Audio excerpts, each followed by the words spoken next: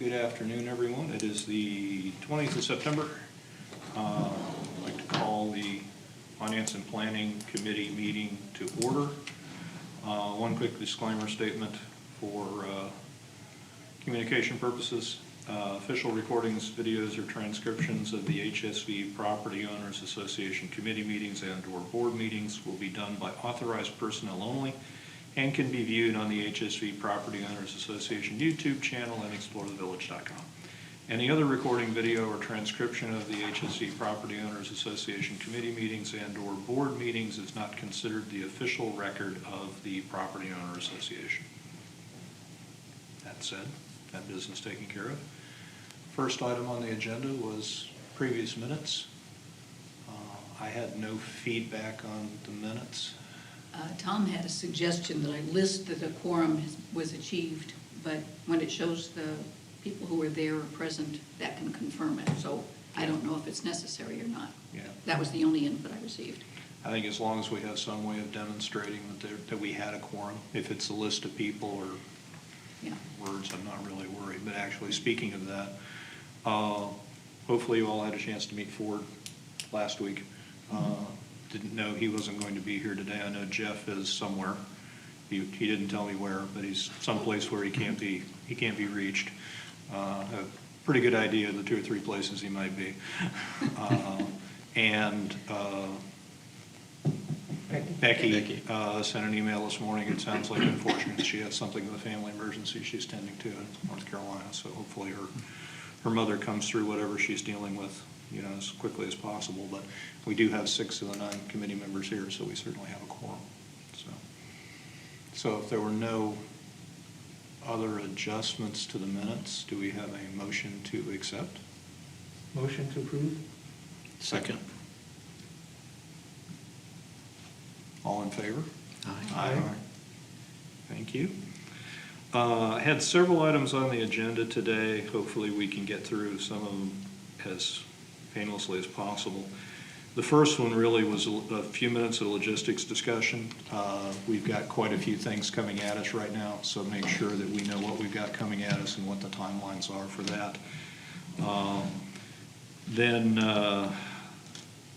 Jeff pushed out a few days ago the draft of what I call a earmarking policy. This is the document regarding the establishment of priorities of funds and demonstrating expenditure of funds. That's been a long-standing pain point with the community regarding the board actually using the money in the way they said they were going to use the money. So that the purpose of that policy is to try to put that into place. There was some interesting dialogue associated with that, so I think that'll be a good dialogue. I wanted to take just a few minutes because several of the folks that are here now did not get to enjoy the review of the 7-year O&M tables that we undertook earlier this year. So I took a section out of the OMT tables. That was part of the stuff I handed out earlier, just to go through it to give people kind of a you were here orientation of where some of these things are, to help with that budget comparison that we'll be working through. 2022 budget guidance document. It sounds like that one's got a little Frankenstein to it. We can't kill it no matter what we do to it. And then a few minutes for any closeout action item review. Is there anything else on today's agenda that we need to talk about? No. Okay. Yes. Cool. With that. I have one thing to add. Sure. I just would like to update you guys as far as the reserve for this line of credit. Great. Let me put that on there. I tell you what. Why don't we take care of that right now? That'll work. Yes. So in communications with the bank, because, what did they call it, just so because I got the right word? Because we're a nonprofit means we're non-recourse, so what that means is they don't have an individual person to come after if there was no collateral like they would in a normal corporation. So that being said, they're okay with removing the Cetera as the collateral, but we would still need to collateralize the Okay. line of credit. We have two options. One is an all business asset lien, which would be totally over collateralizing us. We don't need to go to that extent, which also makes it a little more difficult when you go to sell or get rid of any assets and you have to get a release. The other option is to pledge our membership or assignments, not assignments, assessments. Mhm. And while that's still more than what we need, it is not nearly the capacity of all business asset lien. So I am proposing to the board to accept that. I can't talk, you guys, I'm exhausted, I apologize. To accept the assessments for collateral over the Cetera investments. So what would happen then is we would be able to count both the Cetera investment and the line of credit towards our operating. And as we know, that is increased from the beginning base amount that was set aside. So what that ends up doing overall is allowing us to only need roughly 500,000 or so out of our operating net income to help us cover the difference. If we were to leave it as it's structured right now, we're okay, but when our balance goes down, we're actually looking at needing roughly 2.5 million, or 2 million in there. So it frees us up to make the investments elsewhere, still keeps us collateralized, but it gives us more options. So I am putting that in a memo to go to the board, because in order for us to execute that, the board has to vote on it and it has to be in their minutes that they're pledging the assessments. The letter of credit application needs to be completed by the end of this week, so we're meeting with the board Wednesday. Do you guys have any input or feedback on this change? I don't have any feedback. I have one question. Yes. I know at the beginning of the year, because we're a cash-based business, we tend to have to defer some of the capital outlays for a period of time until we have sufficient cash available to be able to pay the invoices when they come in. Is holding some of this operating revenue in reserve going to slow down that allocation process at the beginning of the year? Well, I think it's the fact that we need to slow that process down regardless. While, yes, it's part of the cash flow situation, it's also basing it upon an assumption of revenue to come in throughout the year to cover what they're trying to purchase all at the beginning. So we need to spread that out anyways. Absolutely. That being said, we have had a better history the last couple of years, so I don't think being able to maintain an amount at a given point in time would become an issue, especially if it's the 500,000 roughly versus a couple of million. So, does that answer your question, or did I completely miss? No, that makes sense. And I was also, I'm just thinking out loud here, I don't know if this is legitimate or not, but I know that we're also pretty conservative in the latter part of the year with how we authorize our expenditures. You know, like we still have some amount of dollars that we haven't actually allocated at this point in the year. Does that also potentially help us with some of that transition over from one calendar year to the next and making sure we have the appropriate reserves in place? Yeah, as long as if we're coming in under budget like we're trending now, you have money you've assigned you're not spending, and so that does help keep that amount in there. Okay. Because the policy states it's a combination of different means. So it's the letter of credit, and it also says your net operating income. So that's where it would come from. Okay, cool, thank you. I'm If just we were gonna- considering a bond issue, would the assessment come into consideration by the underwriters? Possibly. I'd have to look into that further.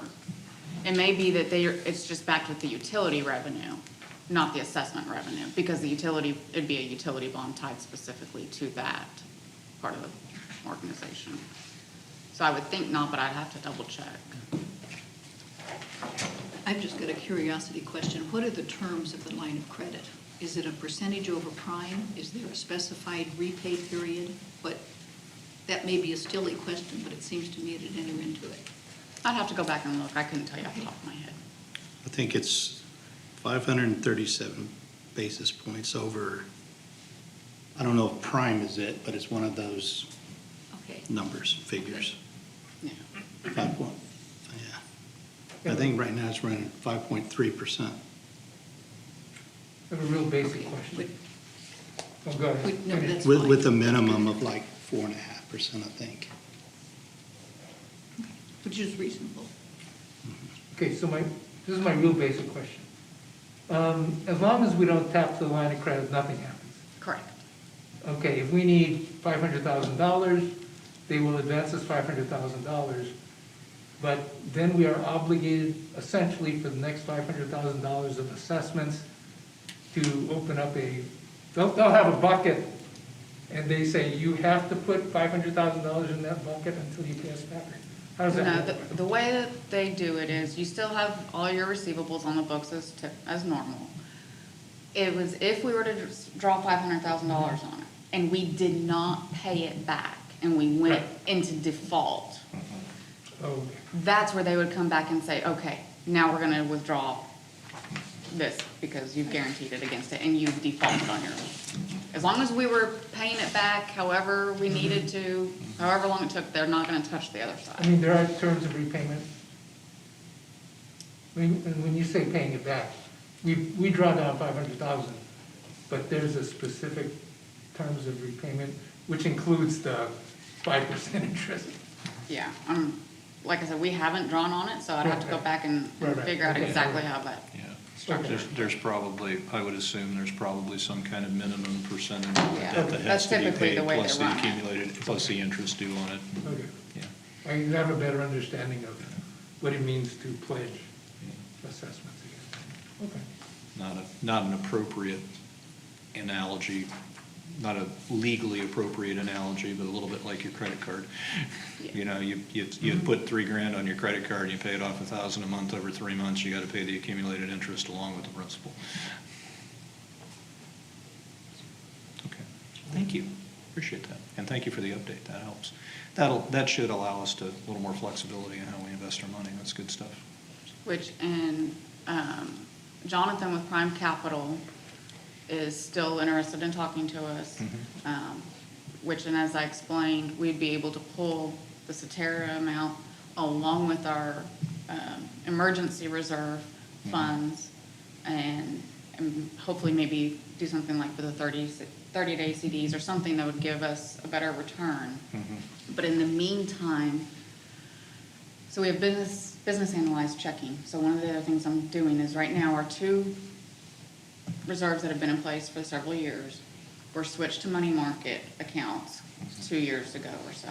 Well, we're only earning 0.01 Yeah. on those. Well, if we will turn them back into regular business analyzed checking and group them with the same category they're already in, we will earn 20 basis points off of our fees. So we're gonna recapture a lot more that way than the 0.01% of interest. Sure, So just as an FYI, I'm going to request to convert those back. okay, But then they will still be available once we decide how we wanna move forward with sure. everything. So speaking of moving forward, I have a suggestion, I don't know if it's a good idea or not, to get your opinion.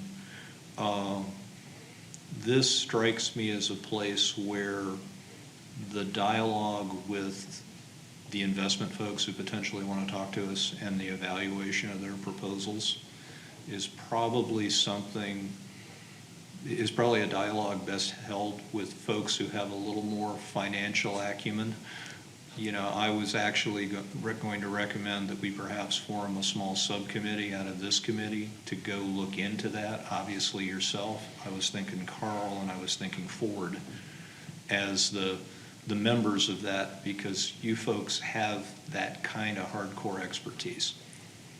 You know, and that way, if you want some assistance listening to the conversation, or some other folks in the room to quiz the investment folks, then we can let that run however long it takes to go through that dialogue with folks, and then we come back and brief the rest of the committee as a group about what the recommendations are. That sounds good to me. Does that make sense? Does that sound good to you, Carl? That'll be fine. Okay. Okay. So I guess Kathy would probably like to put a note in the minutes that we're going to form I guess I'll call it an investment subcommittee. Is that the right phrase to use? You know, with Karina and Carl and Ford to look into what our investment options are for the assets that the village has to invest. And I won't put a timeline on it. Do you guys tell me, once you have a chance to start getting with some of the vendors, let us know when you're going to come back. Cool. Sounds good. Thank you. So the next thing I had on logistics, and this is just to make sure that I've got it right in my head. It sounded like our fees recommendations memo was put together. I sent it out, everybody should have gotten it. Yeah. So. I think it's done. Are we considered a deliverable at that point? I've already given it to staff. That answers that question. Okay. Just wanted to make sure. It's what happens when you're on travel. The next one was really the 2022 budget information. I know we got golf, we got public utilities, and we got public works over the weekend. Quite a few more departments to go, but the vast majority of the dollars we already have in our hands from Yes. those three operations. So didn't know what your timeline was for delivery of the rest. So I've pretty much got everything complete except for some of the admin side of it still. As you guys know, we usually work on our own stuff last. That's pretty much all done. I just need to help IT because we've got, a new manager on board there. I'm gonna go ahead and, if you guys would like for me to, I'll go ahead and pull up what I'm looking at. Sure. We can discuss a few things Mhm. that you may or may not want to put some input on, and just kind of show you where I'm at in the process. Okay. Sure. But I can be able to send you guys everything else except for admin today. Okay. There'll still be a few cleanups, but it's gonna be minimal amounts. It's more in your allocation account and stuff like that. Okay, sounds good. So let's definitely do that, but let me cover one more point and then we'll get to that. First of all, I did have a chance to look at the golf and the public works stuff that came in over the weekend. And I have to say, folks did a really good job. It was a little bit of fun to compare legacy to the budget format that was there. But it looked like everybody pretty much went right down the line with what they were proposing in their OMT information going forward. So that made it a pretty easy review. So that was good stuff. So, but speaking of that, right now I believe the 6th of October is when the budget will be presented to the board.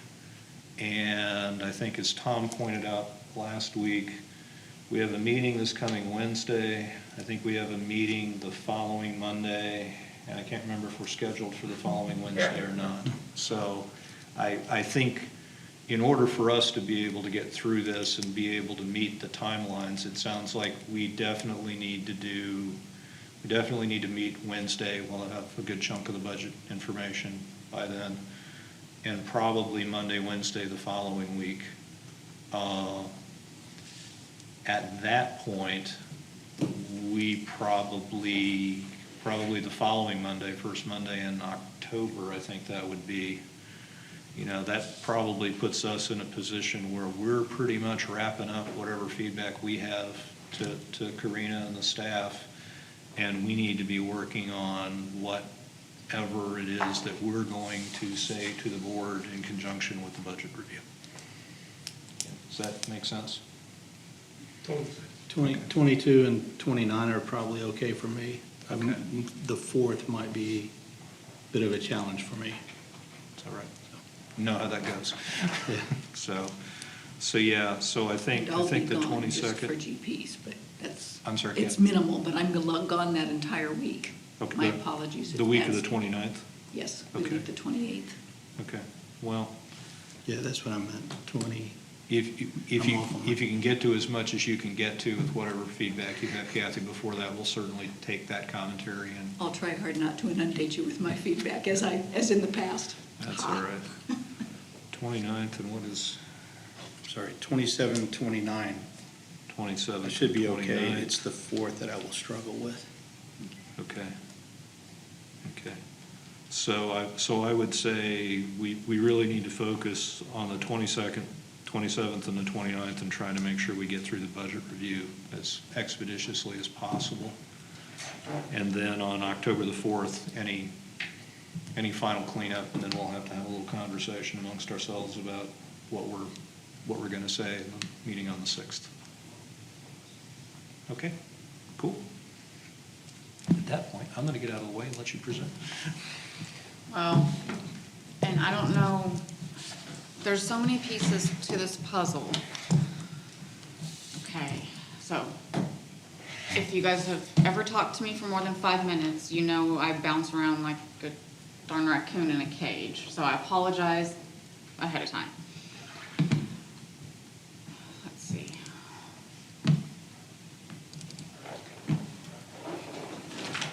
What I would like to show you guys here, and go ahead and hit don't update so I don't have to worry about doing everything.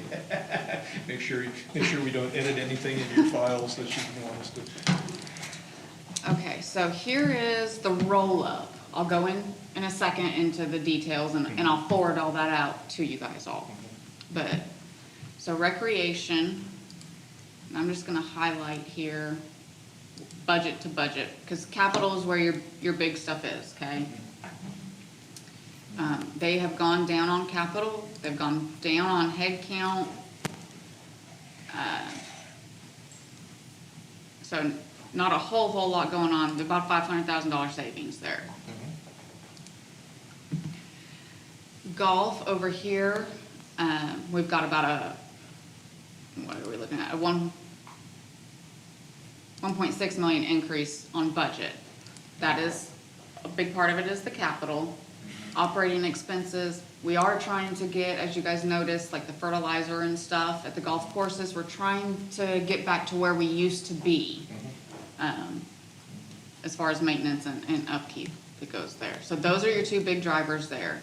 They got some extra pieces that they've been needing, plus fertilizers and so forth. The only major question I had there, because I did have a chance to look at this morning, is when I look at 21 year-to-date versus 21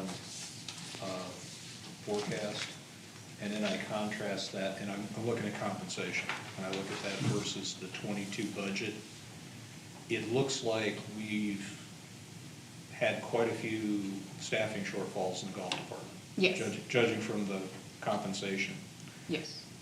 The question that would be good to know is what didn't we get done in 21 that we should have done?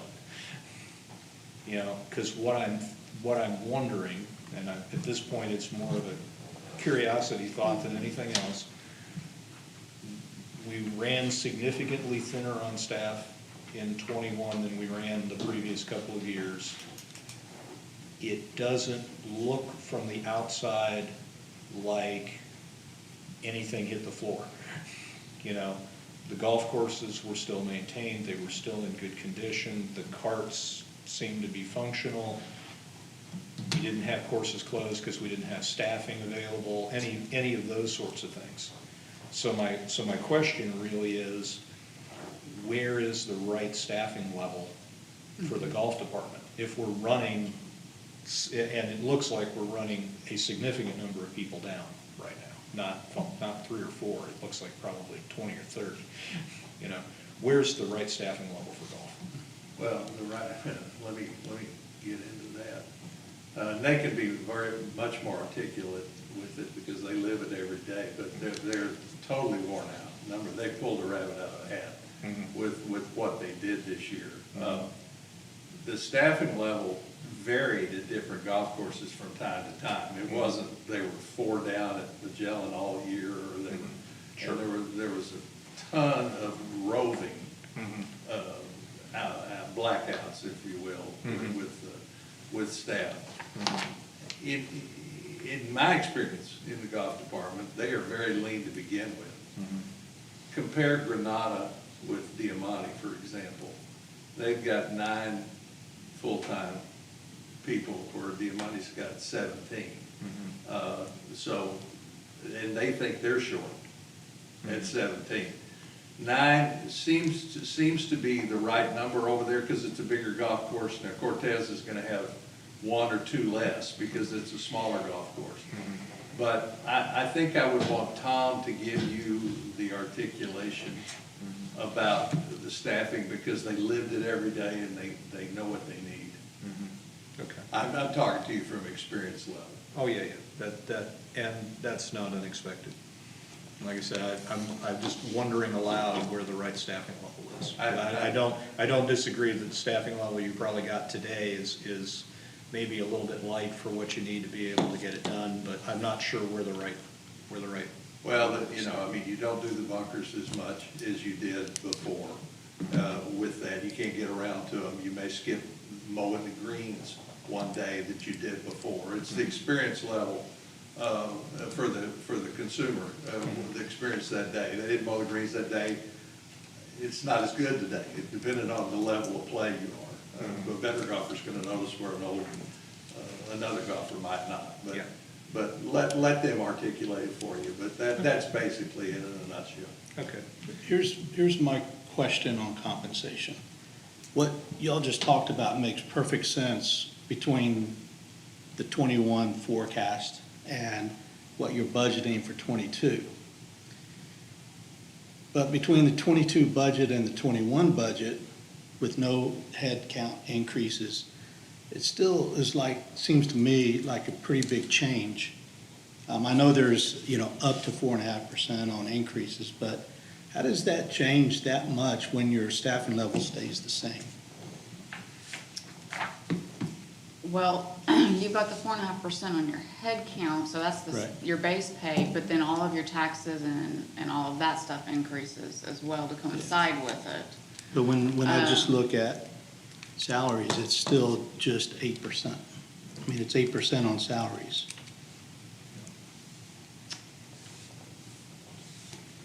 Well, I have it pulling straight from the payroll worksheet. I'd have to, and I've noticed that some of them are looking a little bit high.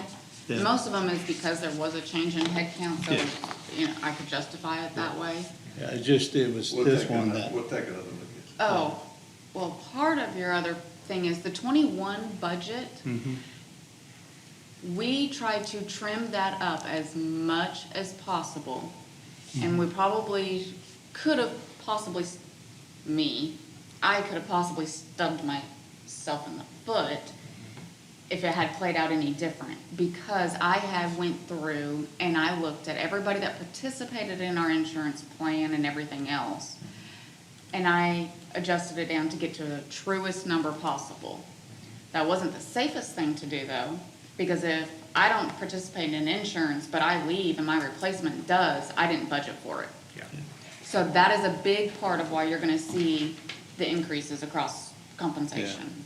well, Is- when I look at it, in my way of looking at it, just comparing year to year budget changes, it's 520,000, yeah, that's the Yeah. number you have up there.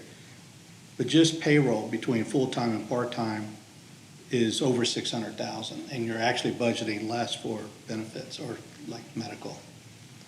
So that's what popped out at me. I have a question about, again, compensation. Right now in golf, we're down a bunch of head count, is that correct? I couldn't tell you the number off the top of my Right, right, head, right. but yeah. I think the precise number is bunch. But when you look at the 22 budget, does that assume full head count Yes, on January 1st? yes. Realistically, what are the odds of us? 0. Probably not. Right, so when I look at 6.043, my knee-jerk reaction is, every business in the universe would look at that and say, that's as conservative as we can get. And we want conservative, but I don't know our standard is, as conservative as we can get. From where I say you could push that number down a little bit, and instead of saying January 1st hiring, typically for new hires, you would say July 1st new hiring, so you only put in half a year's salary. I'm not saying go to that extreme, but January 1st is just, you're whacking yourself. Yeah, you may have a staffing plan. If you're down a significant number of heads, you're not going to, unfortunately, in this environment, we're not going to magically hire a bunch of people in No, 2 or 3 or 4 That's a weeks. double-edged sword, because you aren't gonna hire everybody on January 1st, there's no question about it. But you also, at the same time, don't wanna say you can't hire anybody till April 1st, because in the environment we're in, if we can get one, we wanna get them right then, because we don't wanna wait and they'll be gone by April 1st. That's the. Where I was going, John, is I think you have some kind of staffing ramp there. I'll make up a number, if you're 30 heads short, if you're gonna pick up 3, 4 heads a month for the next however many months, 4 or 5 heads a month, whatever folks realistically think they can restaff at. But if it leaks into 22 and you're still 10 or 12 positions light the first couple months of the year as you're climbing that staffing ramp, you can factor that into Right. your budgeting. And I agree with that. I think we used to do that in the old days, and they did it across the board for the entire staff. It's not just golf, you could do it a little No, bit. any of the departments where you've had a lot of staffing issues, because golf tends to have a lot of heads, it probably is the canary in the cage for a lot of the other parts of the organization. That's true.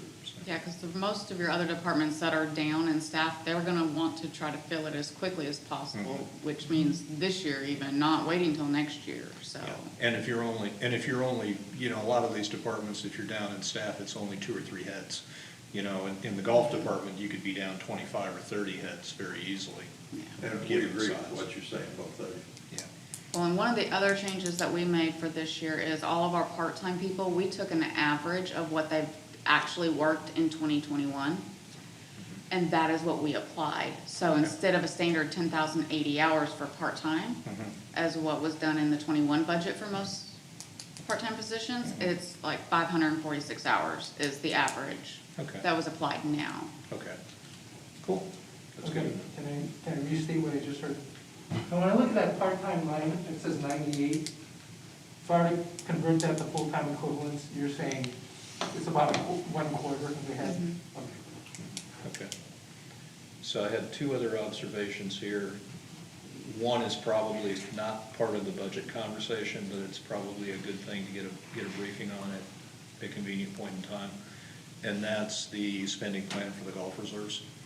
And I know there's investments that we want to make over at Balboa, but I don't understand exactly what the timing of those investments are right now. So it'd be good to know, because we know we'll have revenue coming in over the next 3 or 4 years. We know there are things that we need to do over there. So it would be good to understand where that flow is. Yeah, and the only other thing I saw in golf, and I understand why, the note was like 216,000 rounds was the baseline for 22. I don't remember what the number of rounds was played in 21, but I know it was 233,000 rounds in 20. And according to the financial statements, we're about 17,000 rounds above that right now, year to date. So we're probably heading for a year somewhere between 245 and 250,000 rounds of golf. So I'm wondering why we're using 216. Because that's a pretty significant cut. Do we see something coming that's going to cause a significant reduction in play levels, or are we just being maybe a little more conservative than is necessary? Is that in relation to the annual sales or total, you're talking about total rounds period, whether it's an annual or not? Because the annual, I'm not sure. I mean, you can play 130 rounds, Yeah, but you've only paid for that Yeah. specific number. No, And I know I- that's I- the way he applied there. Yeah, In talking to Tom about that, I questioned the very same thing. Because they're seeing a reduction in the last few months in rounds from before, they're being very conservative because they saw a trend. It ramped up so much in 2000, last year, because of COVID, that with people traveling down, they're seeing it come down. They were being very conservative. I mean, if they got the math behind it piece, you know, I was just wondering, because it felt like maybe that was a really conservative It number. is really conservative. And the only reason I ask is the golf department is subsidized. You know, 10,000 rounds of golf is a lot of revenue for the golf department. The off side of that though is in the past, they had budgeted for an unachievable Agreed. amount. 4 years. No, And I don't want to see them budget for 300,000 rounds of golf a year either, that's worse. So- But it feels, I mean, I could understand 95% of history, 92% of history, it feels like it's like 85% of history. You know, and so it feels like it's maybe a little more conservative than perhaps it has to be. But that said. That's likely. That said, I'm willing to be talked into something else with data. Well, I'd like Tom to expound on it because they're seeing a trend of down in the last few months because of people traveling, and the rounds are just down, and they are being conservative. Maybe too conservative, but they are. I mean, that For was- years, they were so overstated. Yeah. That it's nice to be the other way for a while. I don't disagree that they wanna stay to the conservative side, but it's just that was the thought exercise when I looked at the numbers. Well, and I think he said his numbers are a little bit off of mine. We were talking this morning with his calculation from what he had provided. But I think it was only a couple 100,000.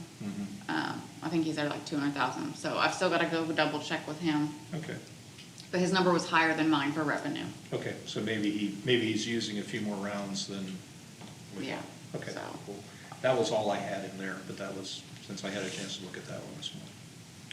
Just for my edification,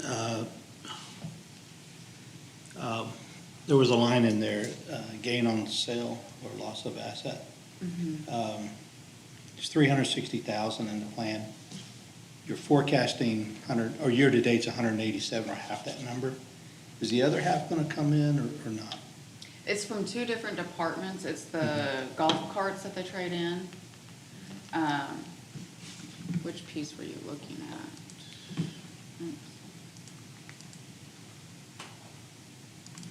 So my computer just kinda crapped out.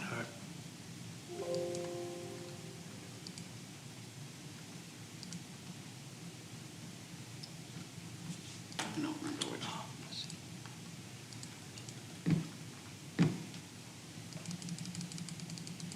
706.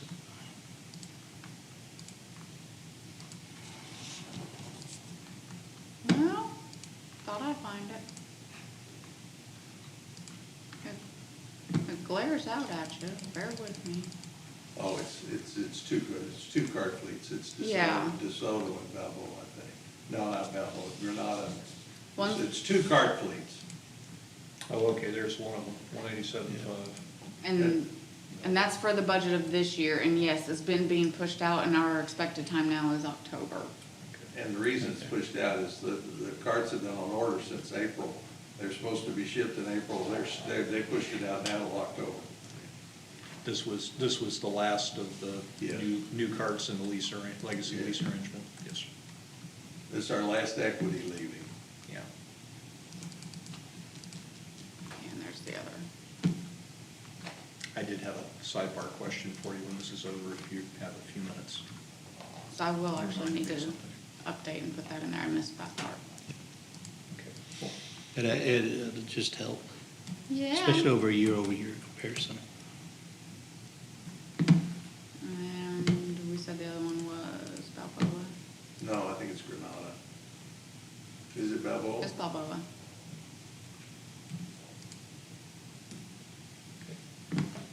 Cool. Okay. This hasn't updated yet, but when I save it all, it will, so I'll go back to that later. Just quickly for food and beverage, with dropping all the operations and pretty much down to 2 currently, kind of half, 1.5. Yeah, maybe one. There's a big reduction in everything. Compensation's gone down to 64,000. Operating expenses are down. There is still a little bit of the capital that's in there. I believe that's for a new roof. Or something. Are the headcounts gonna stay the same in 21 as in 20 then? No, I've still got to update this part. Okay, no problem. I think I've got it on the other sheet, but No biggie. I think you're down to like 8 or 16 total. Yeah, that would track. Public utilities. I have a really dumb question about food and beverage. DeSoto, there's the DeSoto Club, which is Explore now. Do they still have the 19th hole? 19th hole is gone. There's just some It's a maintenance shell costs. of a building. Yeah. There's Okay, no- okay. I don't, it's been a while since I've been out there. There's electrical stuff in it. Yeah, the building's there, it's currently shuttered. Unfortunately, there's, like, the power distribution system for that entire neighborhood runs through the corner of that building. So the first thought would be, well, just knock it down, but there's a little bit of logistical challenge associated with that. Yeah, no. And I also suspect it probably was never refurbished. So since it was built at the same time as the clubhouse, you probably have asbestos remediation in order to take the structure down. Actually, that's been done. Oh, it's already been done? Yeah, the remediation's been done, because we redid that building Okay. in 2000. Ah, okay. And, no, that remediation's been done. We are using it for storage. Yeah. Okay. Okay. Okay, so this is the public utilities side. I haven't updated right here. I've updated my version 2. I apologize. That's all This right. one's actually, we're adding 3 head count in this division, in version 1 because they need it in order to get done what they already have on their plate. I can believe that. Having not looked at public utilities, I'll have to ask a dumb guy question. I would assume that there were some uppers of some kind related to water and sewer lines for 22 over 21.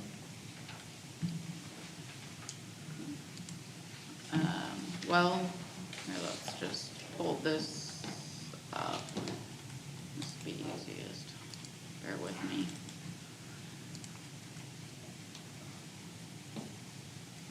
Version 1.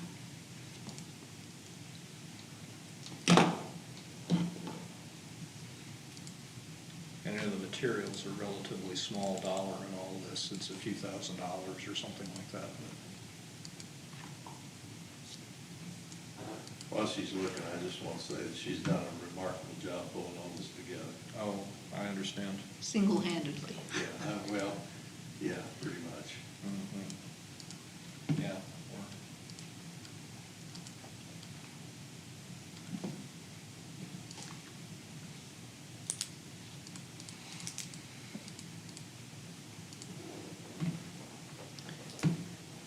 Oh, actually, you want to see last year? Sorry. That's all right. We'll go here.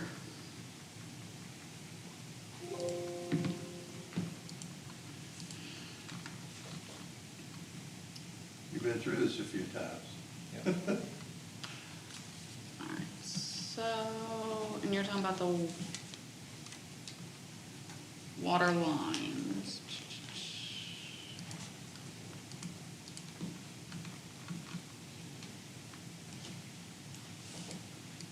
They may actually. So be we've got 70,000 in there. 70,000 for mains. It And may then- actually be an expense line for the water lines. I don't know if you consider the water lines and the sewer lines to be capitalized assets or not. If they're replacing the whole piece, if they're just doing some repairs, it's not. Okay. So what do they have in repairs up here?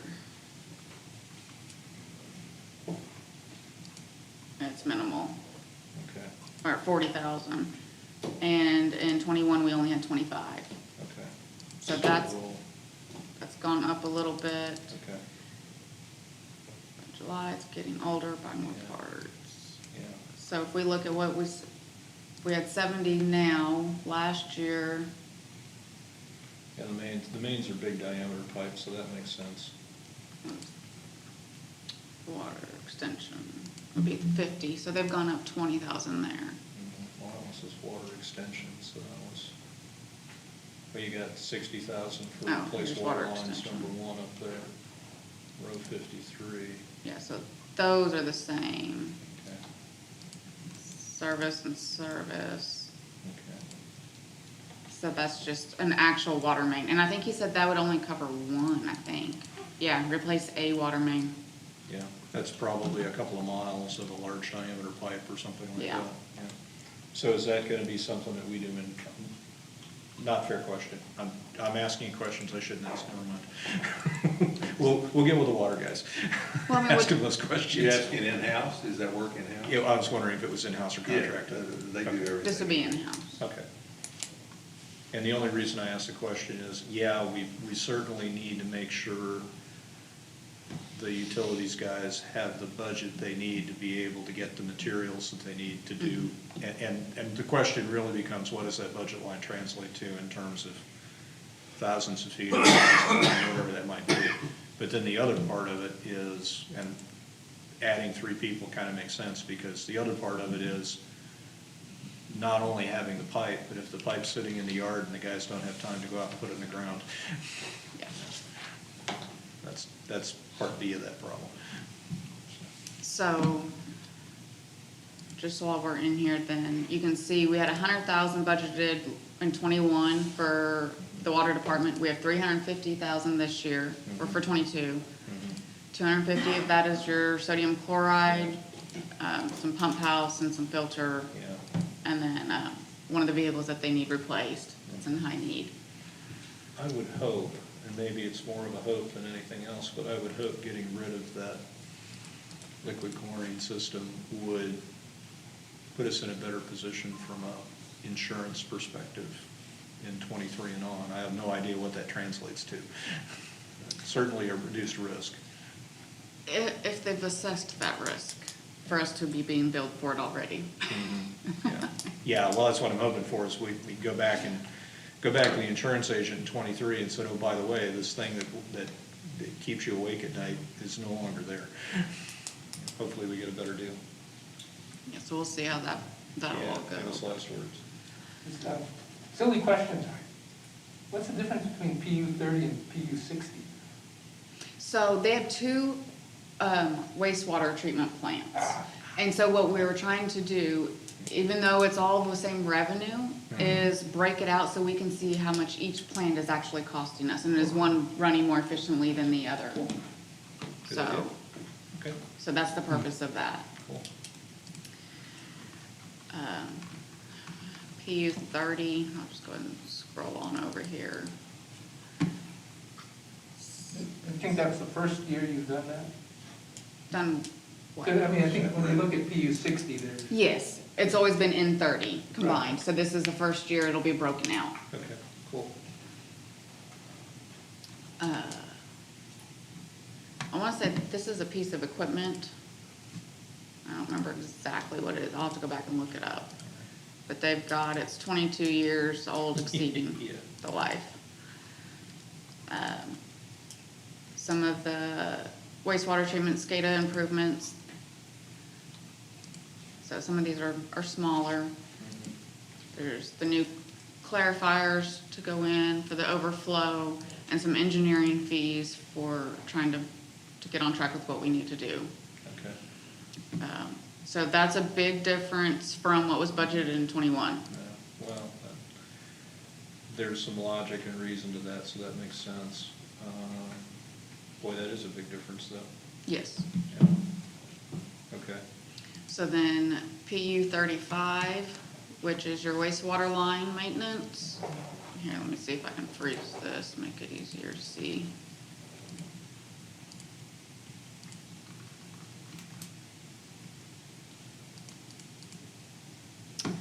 We're going from 232,000 this year to 522,000 for next year. That's one of the backhoes to be replaced. This is the new service new sewer services, the INI replacement, and the sewer extensions. So this number here is tied to the new number of new rooftops, Yep, but, so it's a wash with a top. yeah. I think 150 might be sporty, but, you know, Yeah. 110, 120, 125 looks probably more in the, unless somebody knows something that I don't know about potential new builders joining the pool. I think the builders are saturated right now.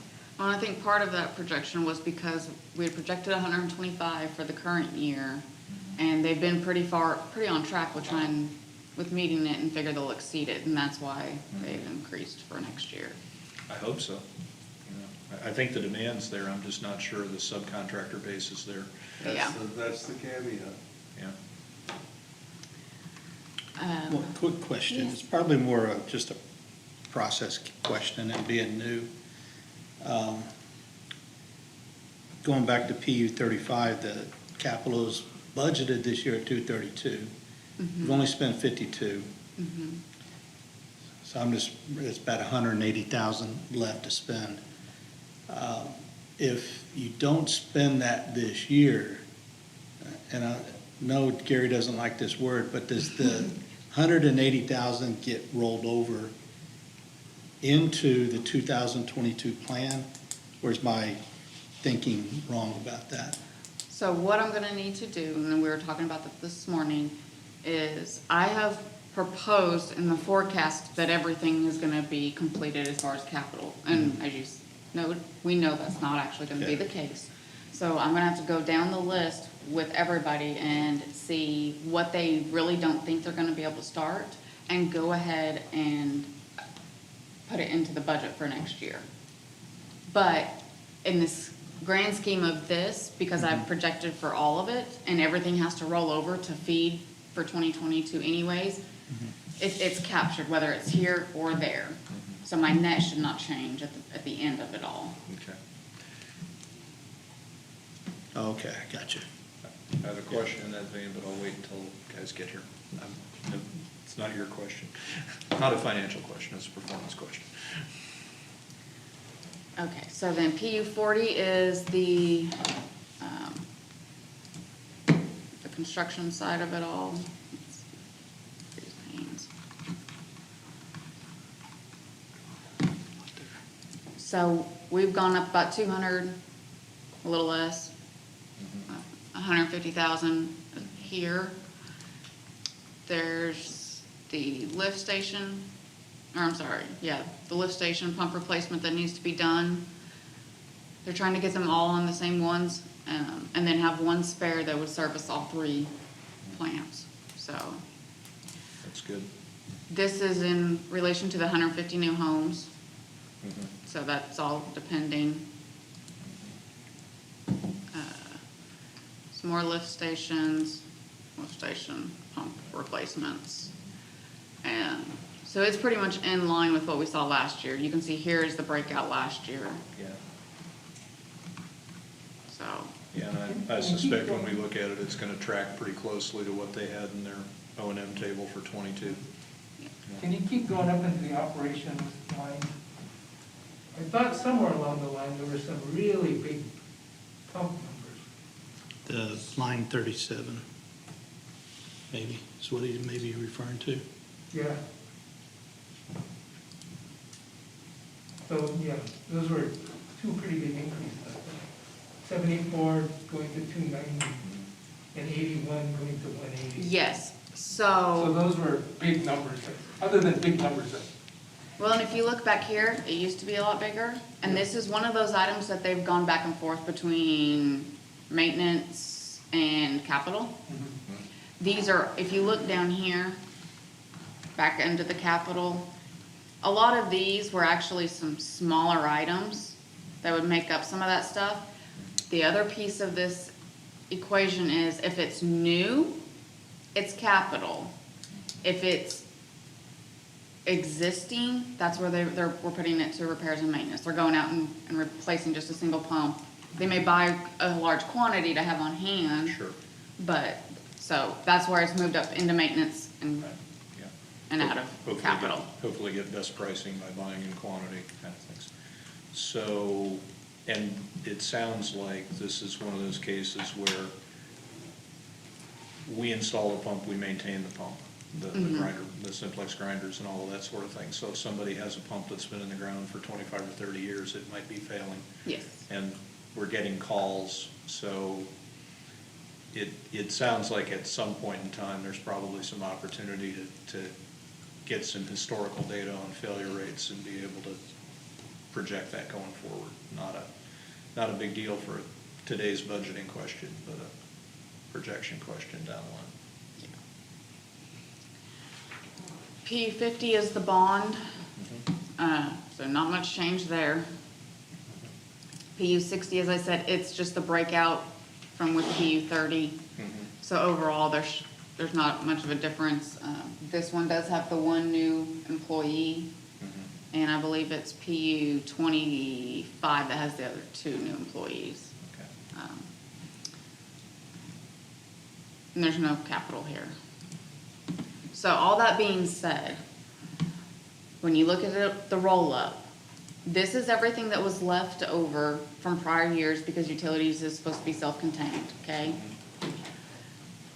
This is what was allocated with fleet for last year, the bond, the repayment to us, which was captured 2 years at once. So that's now complete. That's why you don't see it over here anymore. Yeah. We're not doing the fleet allocation anymore because we're actually assigning those costs out at the time of the transaction. Okay. This is the final utility reserve to be done. This is what was made. So this is 2020, and here's where we got to zero, which is what was on that year-end reconciliation that the board approved with everything a couple months ago. So it rolls over. If we end this year with the way it's projected, we're gonna have about $709,000 left over. That will then roll into 2022, Okay. okay? Plus, we still have the bond payment to do here. This stuff is done. That leaves 83,000 left over in utilities at the end of 2022, if it all goes accordingly. Does that make sense so far? I lost where the 83,000 comes from. Right there. That starts at your margin of 3.5 million. You spend 3.8 million in capital, which is actually more than your margin. Mm-hmm. So how can you do that? You're starting with a kitty on day one of $709,000. Ah, okay. Less So the than- magic is So I got three, kitty. okay, so I got 330 and 295 offsetting 709, got it. Yeah, so Thank you. see, Thank you. Got it. don't mind my color coding, but there's a reason I do it. No, I got you. No, that part I understood, I was missing that 330 net up on top. Gotcha. Okay. Okay, so that's how this part plays out. Just keep that in the back of your head. I'm gonna go ahead and go to Public Works. We're looking at quite a bit more budget for capital here. And I'm gonna go ahead and open this up and show you guys. Let's see. Like I said, I'll send you guys all these worksheets, but.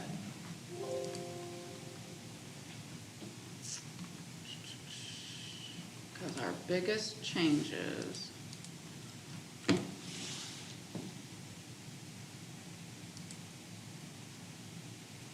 So there's, in sanitation is for a side load commercial truck, that's gotta be replaced. And that is it. For our streets, though, this is where I wanted to come in a little bit more. I'm gonna make this smaller so you can see comments, so bear with me. I'm gonna make that bigger. Okay.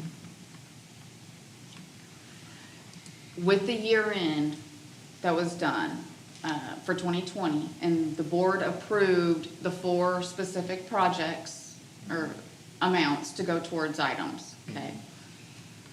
So this is the forensic mapping that they probably won't get done this year, that So I went ahead and put it in for 2022. Okay. And I've noted over here, it's the 150 approved from the 2020 year end of the 1.1 million. Was that because, was that just contracting timeline problem or If they- latency on the LiDAR truck being able to be made available for us, or? They're still working on it. They may get this done beforehand, but this was just in preparation so I could keep rolling everything. Got it. Thank you. Truck replacement. Capitals, yeah. So those didn't have More much of truck. those. Let's see. The culvert replacement. Yeah, they moved my note. Yeah, that one actually looked like the supplier number and not the staff number, What? the 450. It should say general contractor, it shouldn't say staff. Yeah. It says staff over on the left-hand side. I but see then that looks like that probably wasn't the staff side of it, because they've got a contractor culvert repair down below for like 60K. Yeah, they changed a couple numbers on me over the weekend. Never happens. Yeah, that number went up quite a bit. Yeah. Okay. Okay, well, my version 2 has my old number. Okay. Okay, yeah. But the street preservation program, Mhm. what I had done was I took the 150 that they'd already had budgeted as of last year, and I mimicked that. Mhm. But then I added the 600,000 that they approved, so that's a total of 750. I like that number a lot better than the first number I saw. So, and And then then, you've got a crack ceiling number separately down there, GC 75K to crack ceiling, which is, so you've really got about 825 in streets stuff. yeah, That's good. street, so that one was the 150 before. We didn't change those. This one I still need to fix, but I have it fixed on version 2 already for these items right here. Okay. So, I don't know what happened here. I'll go in and look.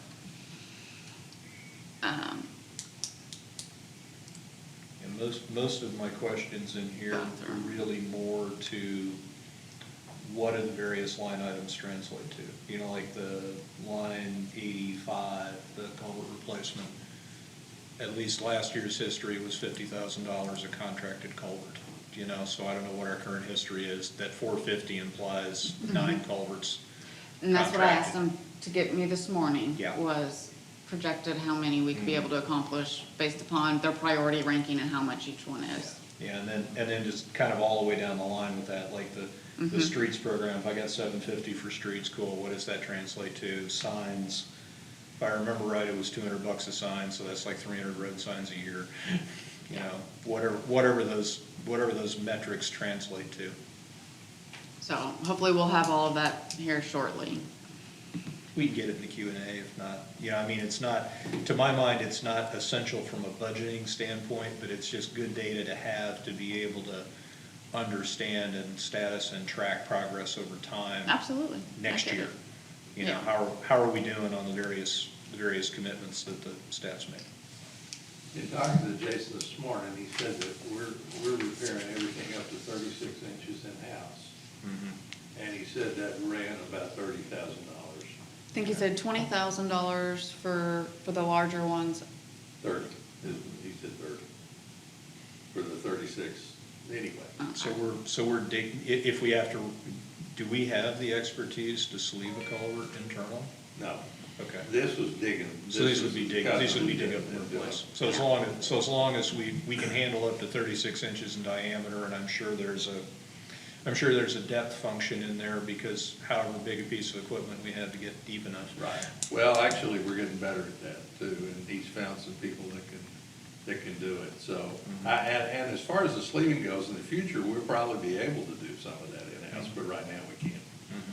Well, and I have to wonder, I mean, it's a laudable goal, but I also have to wonder, in my old career, we would bring in outside suppliers when they had domain unique knowledge, skills, and expertise that we didn't feel like making the investment in. And we'd have to really look at what's the right thing to do there. I mean, if we got to invest $300,000 or $400,000 in material and training to be able to do some of that work, we Right. might be better off to just hire it down No, and you're not make exactly the right. investment. And we had a great experience with this new culvert that we just did with an outside contractor. Yeah. Great job. Good, good. I have an accounting question. On these lines that are, done by staff, asphalt repair staff, that number there, whatever it is, 60,000? Is that just the cost of materials? Okay. Yeah.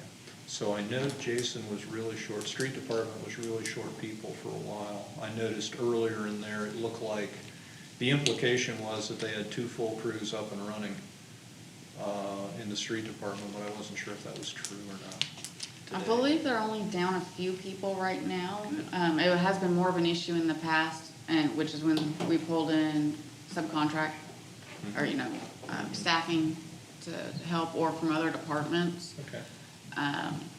And I believe in version 2, we have added 2 people, I think, to the street.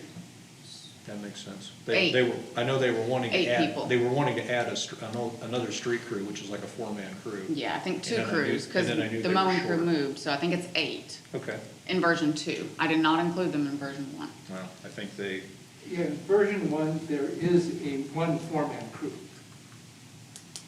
So, yeah, in version 2, there'll be 2. Yes. So right now, if we're at 2 crews, the base plan is 3 crews, and the expanded plan is 4 crews. Well, I think you had 2, you moved 1 out, so that left you with 1, then it's to replace that 1 and add another, so it's a total of 3. okay. Because the other one is designated just to the mowing and ground Yeah. Right, property. so the commercial property and forestry division, which is split up, that was one of the crews. That was one, they're taking it. Yeah. They just put them, gave them a department number, they didn't do anything with them, gave them new boss. We actually hired a police officer last week. Yay. Yeah. All right. Moving forward. AT. Well, hopefully part of our staffing stuff is to make some small bumps in the police and fire department salaries to be able to make them a little more competitive Well, we with the did. surrounding area. Were you privy to what we did? You were out of town. I had heard they were talking about bumping them a couple bucks an hour, but I don't know what the outcome was. We did. Good. Good, that'll help. Did y'all start that now, or? No, it's now, yeah, 250 actually, and we spent 19,000 out of the 70,000 savings so far. That accounts for $19,000 the rest of the year. Okay. That was money well Small spent. price to Yeah, pay. no question, it helped stabilize that, hopefully. Yeah. Okay, so buildings does not have any new capital. If you can see, here's their grand total budget, so they're $3,000 difference overall. So, The question I had in buildings, which isn't gonna show up on the budget, was, there's like 168 buildings out there that we gotta maintain. It would be nice to know what we're actually what we're gonna work on next year. With a, call it a 20-year life on a roof. Well, We ought to be touching 8 or 9 roofs, and however many of the old HVAC systems to get the Freon out of them and things like that, but I don't know what the plan is. well, that's gonna show up in all the other departments. Yeah, yeah. In here. I know that gets allocated out, so it's a little tough to follow the bouncing balls sometimes as we go through the budget exercise. Let's see, if I take this filter off. Originating department is PW 60. There we go. And it's not gonna let me hide all that. So this is everything that buildings is working on across the board. If it has, I'm here, we took a lot of stuff out.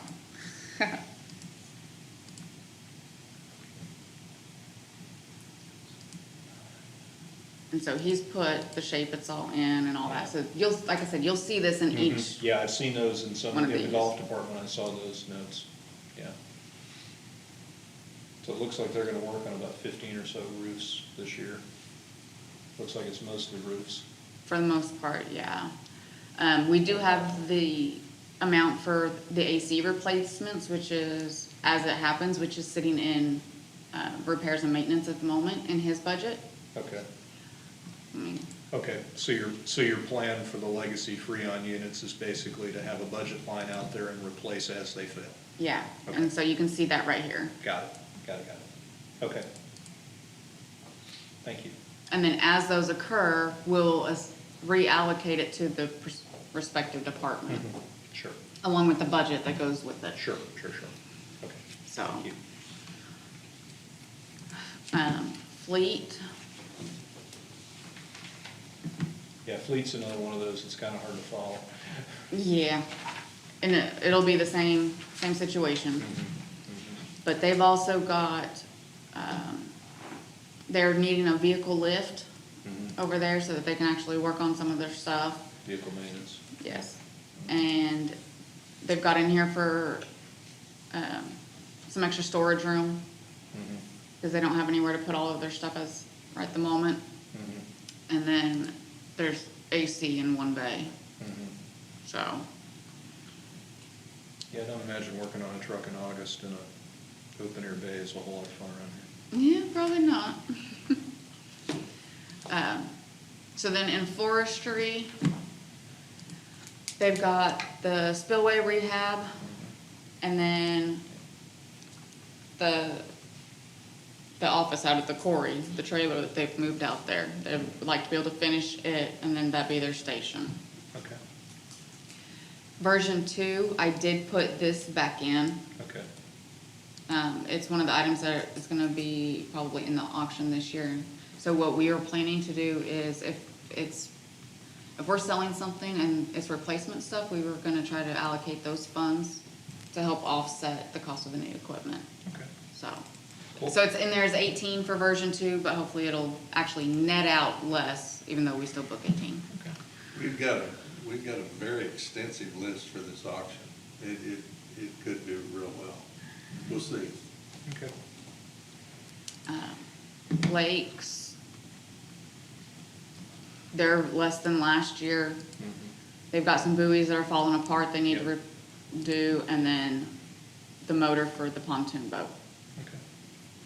Yeah, I didn't have any issues with that. I have one question about sanitation, if you don't mind, before you close that Absolutely. tab. Maybe I wasn't seeing it. I thought with the trash trucks, whenever they do come in, they're gonna be leased. I didn't see a lease cost line in here anywhere. Because they're actually fall under where we need to categorize them as capital. Okay, So they will be capitalized, and then the value will be amortized out or depreciated over the life of the lease. okay, So, and technically the carts should have been being done that way all along. But we're accounting for them correctly. So if you notice right here, for 2021, I put them on here, but it wasn't cash outlay, okay, which is why it was 0. sure. Now, it does show in 2021 actual right here for this, but it's financed. But in order for me to add it to the capital and you guys to be able to see what capital was taking place, I had to pull it in. And so you'll notice my finance cash, not cash purchase. Okay, So that's where those will fall, is in those categories. okay. And I can't remember the side load commercial truck, the last item on the list. I can't remember if that was on the replacement schedule or not. They haven't told me it was yet. That's what this block is for. Okay, I do think it was. might not have been in 22, it might have been in an out year and the truck failed faster than we expected, something like that. And I think there's something to do with the cans and the pickup and the fact of needing to make a transition. Yeah. Because they no longer make the ones like we have, I think. The truck like we have. Okay, So, but they'll be able to give you a little bit more information Yeah. once we finish yeah, this up. I mean, well, and if it's an old truck, they could probably change the fork on the side, but if the truck's not reliable, there's no point in making an investment in it, so, okay, Yeah. cool. So that's your public work, so that's why this is so much higher. Mhm. We've kind of gone into what impacts that though, and like I said, Up a little bit on heads, but not a lot. Yeah. so, Yeah. and these numbers right here, keep in mind, this is what was budgeted in 21. Mhm. So if we've already added a new staff person, you're gonna see a difference of 3, Mhm. but if you, for today compared to next year, maybe a difference of 1, you know? Understood. So, okay, so public safety, revenue's up just a little bit, the compensation with all those adjustments. The operating expenses are up 65,000. And then for capital, they have their new vehicles that has a 3-year rotation on them. I bet there's a fire truck in there somewhere. Yes, that's the 400,000. Yeah, that was the big, that was one that had been a medium priority item, and it's come back in 22 is high. Yes. So the 400,000 for that for fire, and then the police cars. Yeah. Mhm. Innovation, this is actually innovation, the name needs to be changed, but it's development, compliance, permitting, inspection, and also now includes the animal control. Mhm. So the capital they have here, I think, was just a building maintenance improvement that needed to be done. Sure. Like I said, I'll send you that list, and it details it all. Yeah, no problem, no problem. So, not significant change here. No, no, You're talking about $15,000. yep. Admin's not done yet, so bear with me. I did go ahead and plug in the buy-in fee, Oh, good, in both versions. okay, good. So that along with assessment increase by the 5.8% is a big part of this. I am increasing our provision for bad debt by $1 million. Okay. If you guys notice right now, we're tracking about 700,000 off. And that was taken into consideration by looking at what our 5-year balance is, or our 1-year balance is right now, and pretty much taking the percentage and applying it going forward. Yeah. And It's- recouping what we know we should have already. Yeah. And the Commissioner of State Land, because that's been a big difference. We were not writing off those balances when the property sold to the Commissioner of State Land, because we were still trying to collect it from the person who held that property at that point in time, because it's tied to the person, not the property. Got it, We don't collect. yeah. So, and they made that change for the last 2 years. So we've gone back and we are writing off those balances if it sells at Commissioner of State Land. Okay. Now, if it's just held there, we're still letting it grow. But once it's sold and there's truly no ties, at that point, we're going ahead and cleaning up that balance. Does that include the properties that the POA purchased from the Commissioner of State Lands earlier this year? I thought we bought like 2,100 lots or something. 2,115. Okay, but who's counting? So is that 2,115 lots that the POA absorbed, is that part of that write-off that we, Well, I don't know what those balances were yet, okay, because we haven't received all those yet. So what I looked at is what we currently are looking at. okay. And you're probably gonna have to factor in some kind of a, assuming the assessment increase is successful, there's probably gonna be some loss of folks who are currently paying their lot dues or decide that $3 a month is more than they can handle. Yeah. So version 2, I haven't changed it yet, but there will need to be some kind of an impact for that. Okay. Hopefully it wouldn't be too much further than what we're already looking at, but, so, Well, I'd say watching the trend on properties in arrears, the last year or so, you and whoever you got working for you in that organization is doing one heck of a job, because that number is approaching a 5 or 6 year low right now, if it's not already at a 5 or 6 year low. We're trying. Can I ask a question about that? Yes. In June and July, the number of non-paying properties went down by about 750. Okay. I'd have to go back and look. Yeah, I mean, so it implies that we got 750, well, non-paying people to start paying.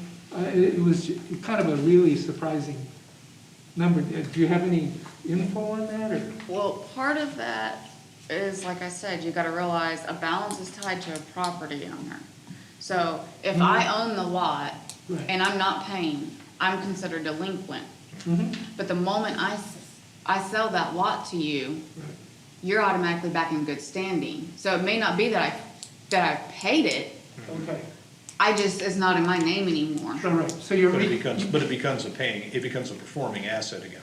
Correct. You 30 days. you reclassified Yeah, them. hopefully. Oh, Okay, I you- see what you're saying. You reclassify them, but that doesn't necessarily translate to cash. Correct. Yikes. And for the month before we bought the 2,100 lots, there were 1,800 lots sold out there by the Commissioner of State Land Service. So what that number's reflecting is, you had 750 lots with new owners. That doesn't necessarily mean all those 750 lots are gonna be performers. Correct. Correct. Or that they paid the balance from the So, prior. so in the next 60 to 90 days, we can probably, well, if we're absorbing 2,100 lots from the Commissioner of State Lands, it's gonna take a while for all of that to work its way through the system. So the curve's gonna go down kind of artificially, and then it's gonna rebound. and Correct. There's gonna be a knee in the curve at some point, it's gonna start trending back up. Now, that 1,800 that was sold before we did it, there are some in there that were sold to the property next door that will pay. There's a percentage in there that will, Yeah. but for the most majority, Okay. they'll just transfer without paying. Got it, okay. Well, and So- that's where if you look at what our trending was, over the property transfers, and that's what we had discussed before was, we're looking at 600 to 800, 900 a year. Well, just this year through September 1st, we had 2,700 and something. Wow. Yeah. So that's how many pieces of property are actually changing a deeded owner. Now, when you consider the fact 1,800, 2,000 of them are Commissioner of State Land, that also is what has an impact of your bad debt going up, because we're going ahead and writing off that amount. Yeah, got it. So they all these pieces do connect. No, makes sense, it makes sense. So, yeah, so I think we can expect to see that payment curve, or the lots in good standing curve is probably gonna take 3 or 4 more months for that curve to actually change, but when it changes, it's gonna change upward pretty dramatically. Right. Yeah. Okay, got it. I think I still had a couple head count here to fix, so ignore this. But we are going down. Like I said, we only added 3 positions, period. Here's just your basic overall look with your compensation. Which one am I looking for? $516,000 budget difference across the board. That's with the 4.5% to 5% with the way we've structured the increases. I've not updated this verbiage, so ignore that. Sure. Yeah, a lot of the summaries are probably still being finalized. Yes. Okay, so, overview by division. As I said, here is what was the 2020, or the 2019's approval. All the stuff that we walked through on utilities, Yep. plus the rest, okay? Yep. To come out to 2020's year end. With all of our departments that move around, I've gotta go find where I'm missing $32,877. Got it. And I know it is between these departments that I don't have my expense highlighted green, okay? Got it.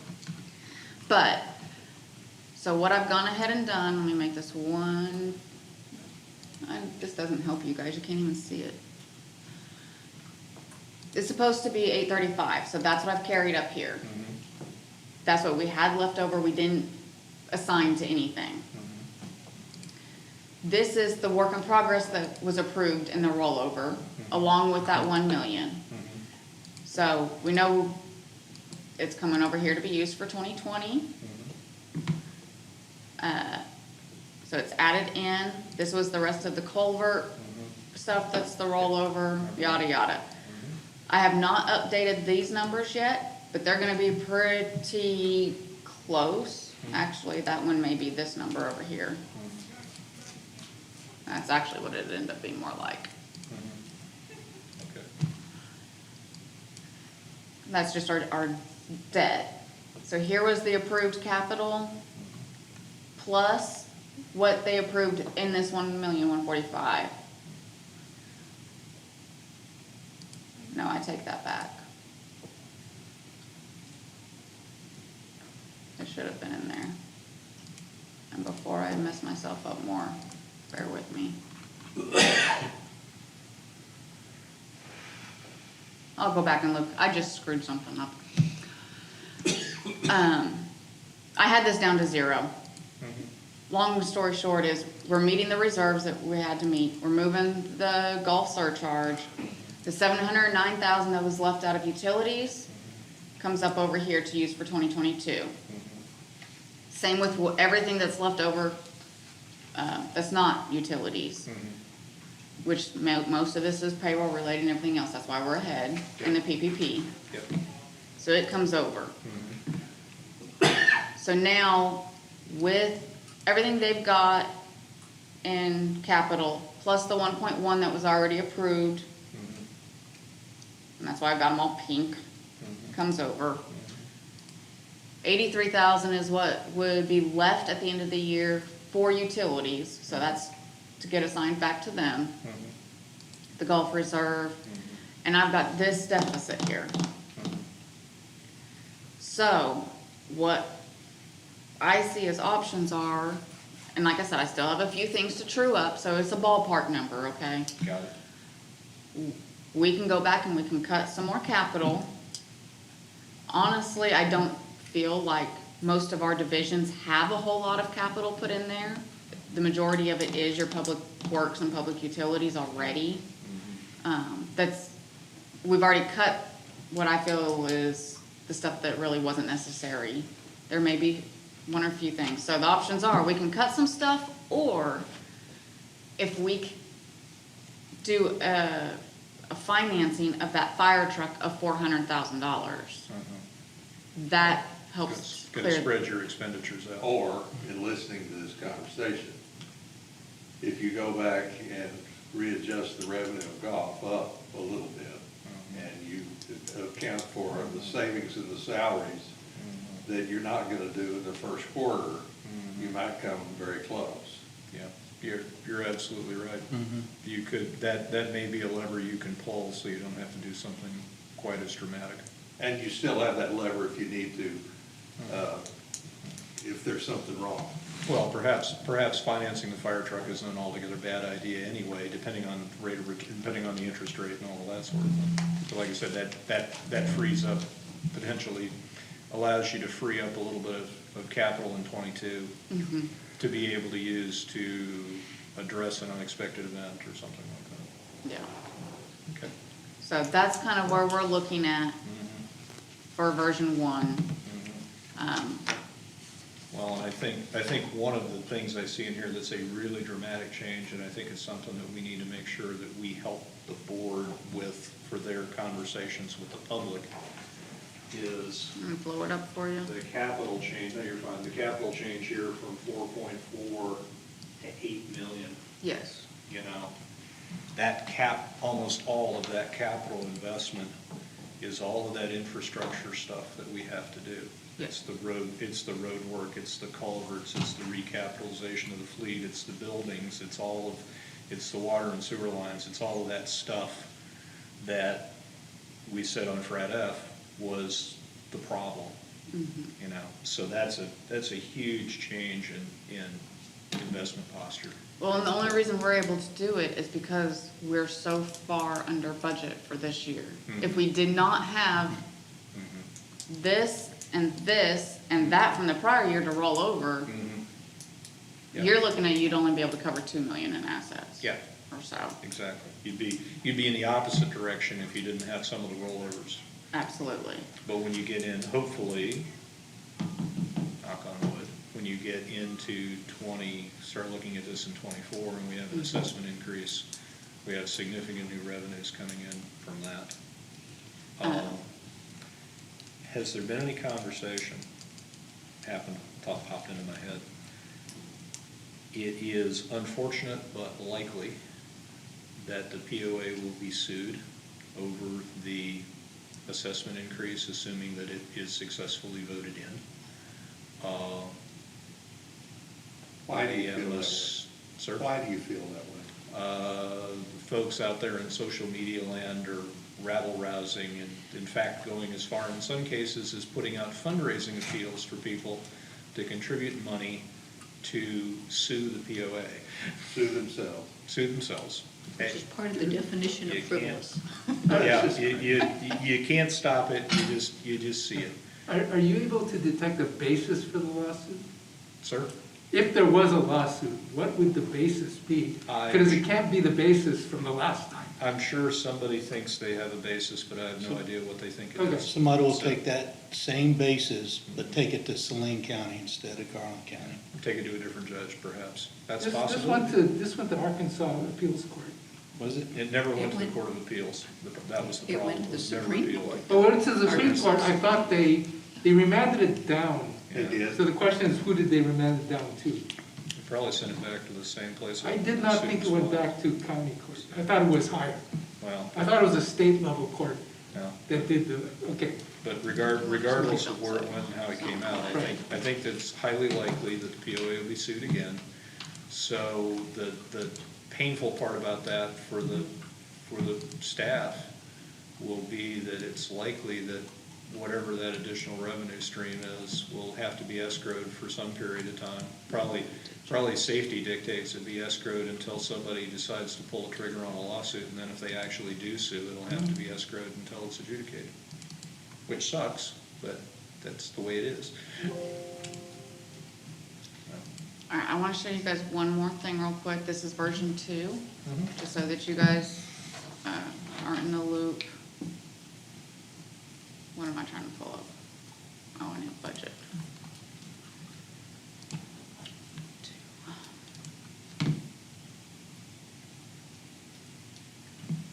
Yeah, I knew you were gonna do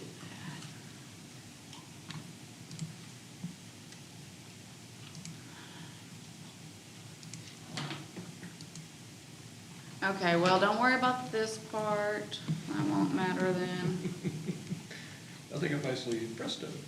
It's linked to my payroll, Oh, no. and so if I have, it only will show when I actually have payroll open. But here's where I wanted to show you guys anyways.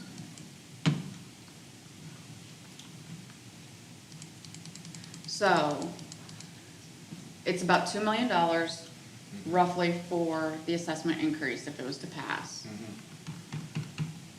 That makes sense. And I highlighted them green. So I'd I assume guess they it's didn't stay green. Probably a mix of a few additional capital expenditures and perhaps bumping up the dollar thresholds on a few of the others. So, well, what I did is the payroll has been updated to include all of the new requested staff, which is mainly for public works, public utilities, and there's 2 in admin, and a few changes there. I was going to just try to show you guys.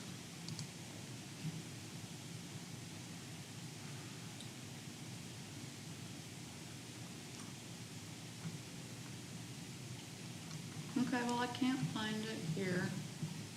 I'll just do it here. Sorry. No worries. Public works.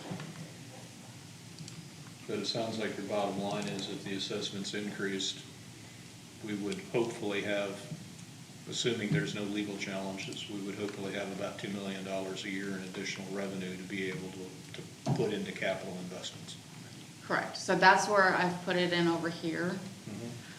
And, so here's the street preservation program. I know this is tiny up there for you guys, so I'm sorry. That's right. So what I did is I took the 150 that was the same as last year, Mm-hmm. plus the 600 that was approved from the year end, and an additional 500,000 from assessments. So this is the street preservation for general contractors. So that puts us right at 1 30 point, miles of streets a year. you get 1.2 million in there. And then the asphalt repairs, yeah, culvert repair, thank you. Added 200,000 to their original 60. Okay, and that's the internal repairs, so that's Yes. that's a very significant increase in repair rate. Yes. Okay, We've also added, where did it go?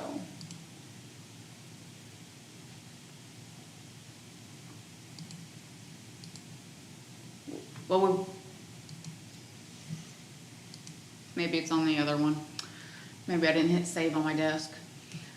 We took out 30,000 from the street preservation and put it specifically for guardrails. okay, So you have 500,000 added for your street preservation program, the 200,000 added for the culvert repairs. That's just the increase there. Oh, and I've added one piece of equipment back for the mowing crew that we had originally cut. okay. All in all, like I said, there's still some things to be tidied up, but this is roughly what we're looking at being ahead. That can be assigned towards something else. Good. So some more capital, something as far as salaries. I did not do any increases from version 1 to version 2. The only thing I did was add the new positions. Got it. Okay. So, like I said, we'll have a little bit to play with here that we can figure out, and then on the other one, version 1, we're flipped, and we gotta figure that part out a little bit as well. Great. Any questions? I know this is No, a this is- data dump, but. No, this is tremendous. This is tremendous. You know, I really appreciate you taking us through it. So, I said, I have to thank you, because I know, I don't want to think about how many hours you put into this over the last month or so. Probably a lot of cat herding in the background, trying to keep everything together. And, you know, really, really appreciate the staff taking the 7-year O&M data and taking it to heart and actually paying it forward. I think that's a wonderful step in the right direction. We're all in this together. Well, hopefully, once we get a better understanding of the direction we're trying to go and things that we want to be able to provide and do, probably rework the way the budget is being prepared a little bit right now. I pretty much told them, if it's going to tie to the O&M exactly like it is, I'm just going to start inserting a column in the O&M for them to put their budget in on. No, that's not a bad idea. And That's a great idea. Well, I know one of the email threads that was going around the last few days, which is probably wise, and we definitely need to make sure that once this budget, we snap the line on the 22 budget, then whatever fell through the cracks in 22 needs to get paid forward, and we need to start putting together the 28 budget. It was a thought about, yeah, that probably needs to be done by some point in time. I don't have any idea what that point in time is. I would actually suggest that you and the department heads get together and figure out what you think is a reasonable point in time to be able to make that update, and just let us know. You know, it certainly needs to be done, but it's not something, it doesn't strike me as something that needs to be done a week after the budget's baselined. You know, you've got a lot of work to do to get your new budgets established and all that sort of thing. And they're already working on updating it. They started when they started the budget, so that's why I've got a copy of the budget, no, a copy of the 2021 O and M out there locked, so they can't make any changes, but they can see what it was in doing their comparison. Trusting soul that you are. And then 2022, they've already been making some modifications, but we still do need to go back and see what is in this year's budget that we know we need to go ahead and realign, Cool. re-budget for, I should say. Very good. Well, thank you so much. This was tremendous for me. Yeah, and obviously a lot of work's been done, so thank you. So I'm gonna audible a little bit on the sequence since we are here. And for those of you who haven't seen the O and M tables before, the chart that's got the big sort of bluish colored header on it. And I took a really simple department. I didn't include Public Works in here because my printer probably would have exploded. But what I happened to use was the legacy police and animal control. Animal control's moved out of the police department into another department, but this was the 21 information. For those of you who didn't get to go through this exercise back in the spring, the spreadsheet that I think I sent out, and you can ignore the summary page up front. That was stuff I was doing on the FRADF side, trying to roll numbers up and make sure I had eye lock with what was going on. But essentially what's here, the top area on most of these is going to be the capital expenditures. And in this particular item, all of these were high priority items because it was police department. You know, so that's not a place where we can defer a lot of stuff. But there'll be a column in every one of the tabs. Every department's going to have a tab that's going to have a similar structure to this. On the right-hand side of the Beyond tab, there'll be another tab there that'll identify high, medium, and low capital. You know, so you'll know what's high priority capital, what's medium priority capital, what's low priority capital. Any place that has income, there'll be some income lines. In this case, it's pet fees and room rentals and a little bit of miscellaneous expenditures. So there's not much income in the police department. If you flip the page over and following on to the next page, you'll have a section that'll start wages and all of the taxes and associated fringes that go with it. And then there's a bunch of standard categories there, like printed forms and copier supplies and things like that. There's 8 or 10 standard lines that's in every department, which is their expected expenditures, small dollar things. And then they'll have a few other, some of these will be unique to departments, but most of the stuff in that first block of data will basically be their operating costs, and it's by department. So, for example, the first block here is the police department. The second block, it's got the little blue summary line on it, is animal control. And then the police training department looks like they have their own line. So if you've got multiple departments out there, like if you look in the golf department, each of the golf courses is broken out, each of the golf course maintenance areas is broken out. So you'll have a whole bunch of different entries. But they all have pretty much a common format. And so you've kind of got the capital up front, and then you've got all of their expenses as they go through, just for the purposes of reviewing. I have a tendency, and it might just be me, everybody's got their own way of evaluating the data. I have a tendency to try to focus on the big rocks. You know, I look for the capital stuff, I look for any large dollar expenditures, and the other thing I do is try to scan it, looking for any big deltas from one year to the next, and trying to understand what might be driving that delta. As that's gonna get probably 80% of the dollars. You know, I kind of a firm believer in the 80-20 rule, you know, so that if I'm looking at 80% of it and understand what that is, a lot of the smaller dollar items are gonna be what they're gonna be. A lot of them are allocations, a lot of them are tabularized. You know, if somebody's got a certain salary, we know what their fringes are, we know what their taxes are, we know all of that kind of thing, and that stuff just falls out automatically. So that, for those of you that haven't enjoyed trying to go through these O&M tables before, that's kind of a quickie view of to be able to compare the 22, the 21 information and the 22 information going forward. The other material, 23 to 27, is kind of more of general interest than necessarily applicable today, but it gives you an idea of where some of the trending is in some categories. You know, for example, you get into the golf department, we've got the golf cart replacement program that's gonna be coming up, so you see that scattered across several golf courses. You've got some bunker rebuilds that are in the long-term plan and things like that, so you see some fairly large dollar capital items out there. Of course, the fleet department has lots and lots and lots of lines, because we got a lot of equipment, and over the span of 7 years, we're gonna have to replace a lot of it.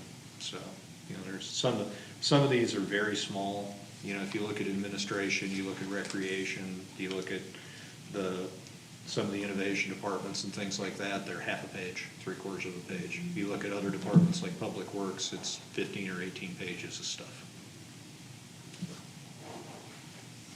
Larry, just the total subsidy line, Mm-hmm. very top line up there, is that always going to be just the sum of the bottom two lines, or the next two lines? I believe that's the case, but Karina can correct me if I'm It would wrong. include capital as well. Oh, that's right, It would be overall. yeah.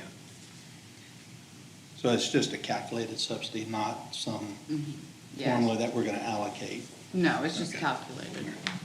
Yeah. And you'll see, unfortunately, very few of the departments actually have positive cash, you know. And then the subsidies get allocated across everything else. So, Which just means they get to use assessment dollars. yeah. Yeah, yeah. So unless anybody had any questions about that, I think, Carl, I think you're the only one sitting in a room now who hasn't gone through this experience before. So I know I skipped a stone across the pond on that one. I that's didn't go fine. into a lot of detail, but, you know. I got one from someone, I don't think it was this one that Karina sent out. Mhm. And it's fairly easy to follow. Mhm.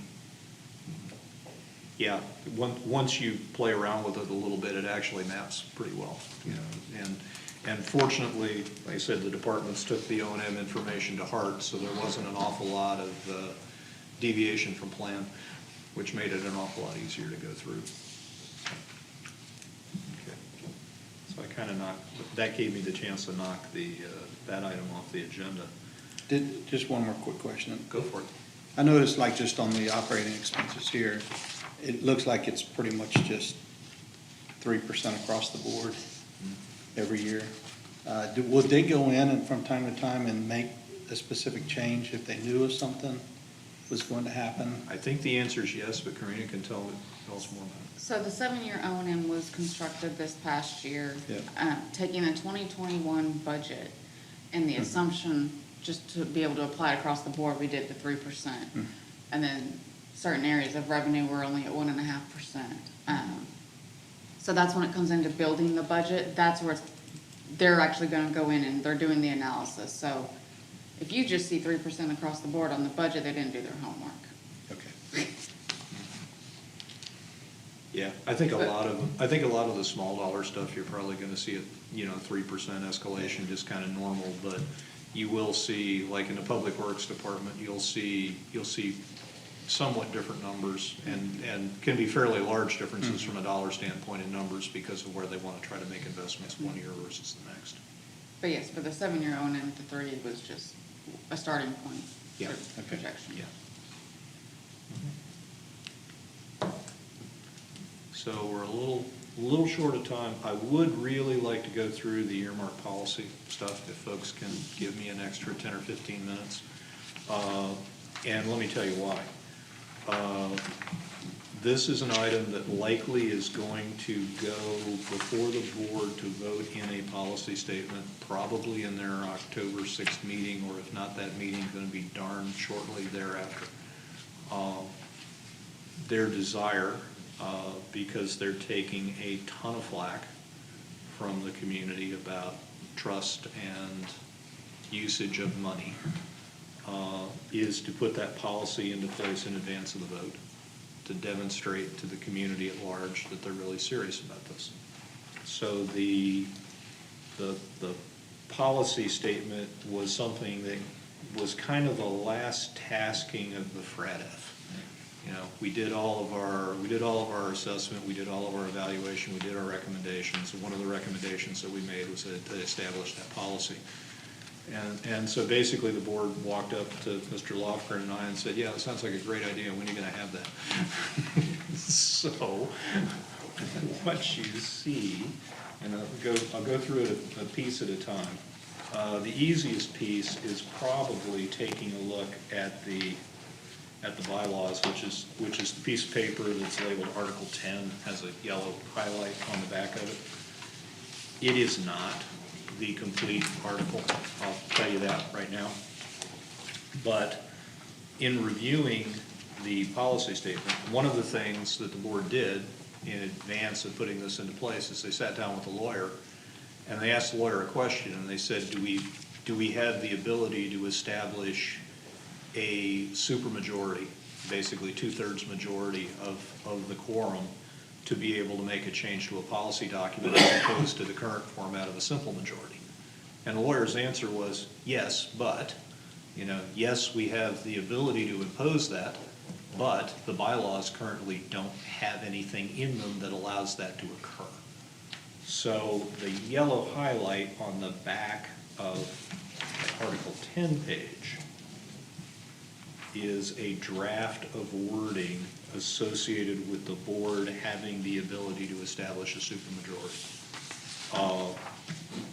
And the keynote at the end of that was any of those articles that require a supermajority to be changed have to be so noted in that article. That way the board doesn't have to, it's a simple majority unless, in any of the bylaws and any of the policy documents, unless the board imposes a supermajority requirement. And then that would have to be so noted in that article, and then it would require a supermajority to make any changes in those documents. So that's kind of the part A of that. The part B of that is Article 2. And this was the budget policy. And a lot of what went on here was there was a legacy reference to 3-year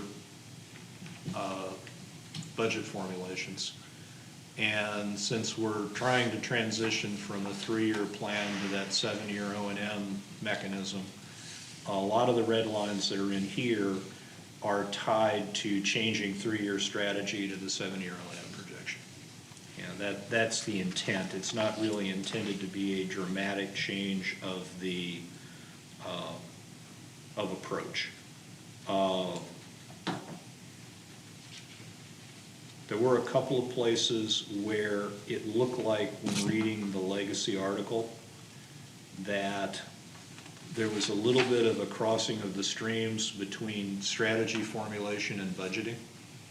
It feels to me like it's really two pieces and they occur at different points in time. I would expect that early in the calendar year, the board would establish their strategic objectives for the organization.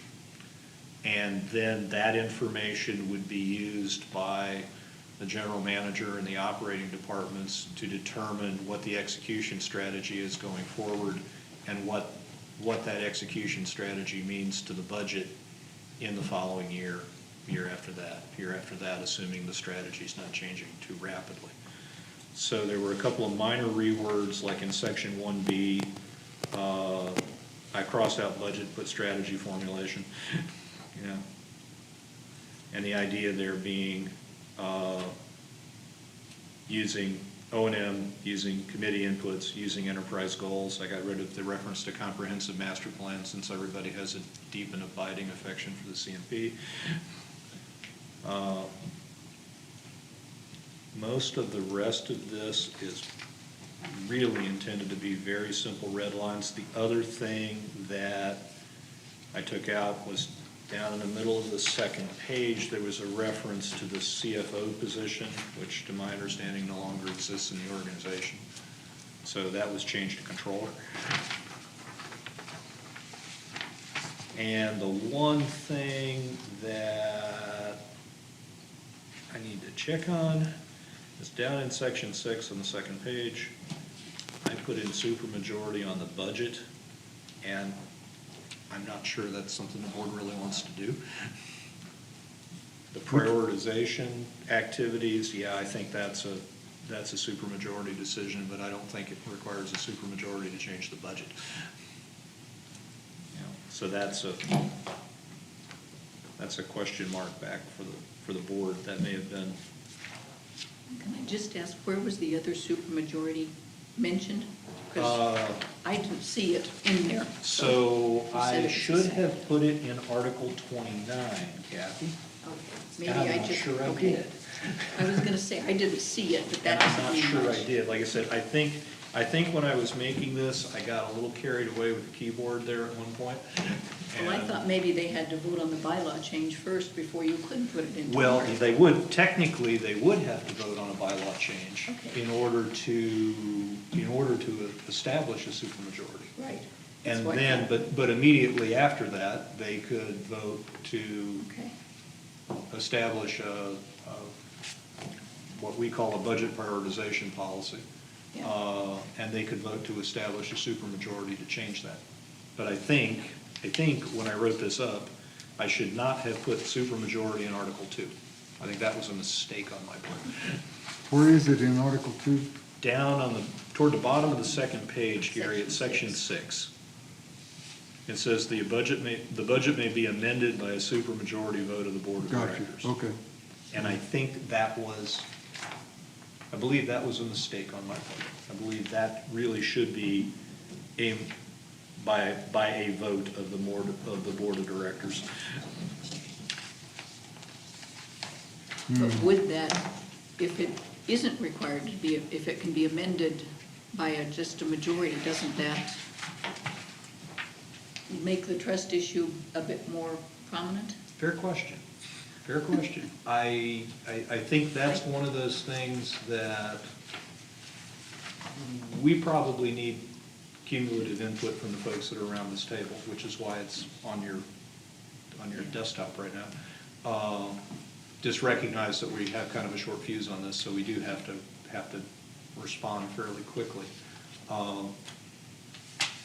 The intent is to try to address the common lament that you hear among folks out there that, okay, we voted for an increase, they took the money, you know, they bought, as far as the people that you're talking to are concerned, instead of spending the money in the quote right place, unquote, they spent it in other places that weren't the right place.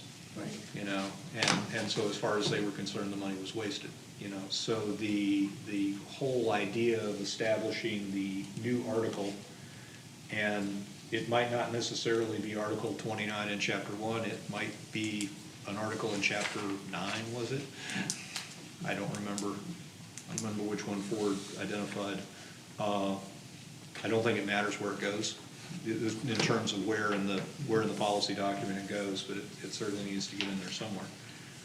But the intent of that policy was to permit the board, or to show that, I'll put it a different way, not permit the board, but to demonstrate to the community that the board really cares about where the money goes, and that they're really focused on the critical items that need to be worked on. You know, and what Karina was kind enough to take us through is a very good example of that money going into a lot of the right places. You know, going into streets, going into culverts, going into fleet, going into building maintenance, you know, things like that. So the idea of Article 29, and it was written separately from the budget policy, mainly because that prioritization is where the board was considering applying a supermajority. You know, so the idea of establishing a supermajority and keeping it to an individual article with a specific scope as opposed to creating a supermajority to do normal day-to-day business. You know, it didn't seem like it was the best idea to create supermajorities just to do ordinary business. So the real intent of this policy, the budget establishment, you know, we've already identified the budgeting process. It essentially says, you know, that we'll use the O&M table, we'll use the O&M forecast and the budget guidance, and at that point, it identifies high priority areas. You know, and right now, that high priority area covers an awful lot of stuff. You know, it covers all of the things that were identified as critical items. Going to be reviewed each year with the establishment of the new 7-year O&M, and the adjustments to high priority items need to be briefed. Nothing really new, different, or surprising there. Rolling budget forecast used to produce the budget draft, which we already do. The draft budget, once it's developed, internal review with the GM, the controller, department heads, HR manager, make sure everybody's on board. Review with us, which we already do, review with the board. Once the board of directors goes through that validation exercise, then Article C, right at the top of the second page, is where it starts to get interesting. Essentially, the board will establish the specific budget items that require some special treatment, and the special treatment we'll talk about in section 5. But the idea being, right now, the budget as it goes out to the community is sort of the roll-up budgets that we have right now. And so folks know the money that's being expended, but they don't know a lot of the details underneath it. You know, so the idea being, and for example, the street department is streets and culverts are a good example. If the board identifies street repairs and culvert repairs as special treatment items, then there would be some identification as part in the monthly financials about how we're doing against those high priority items.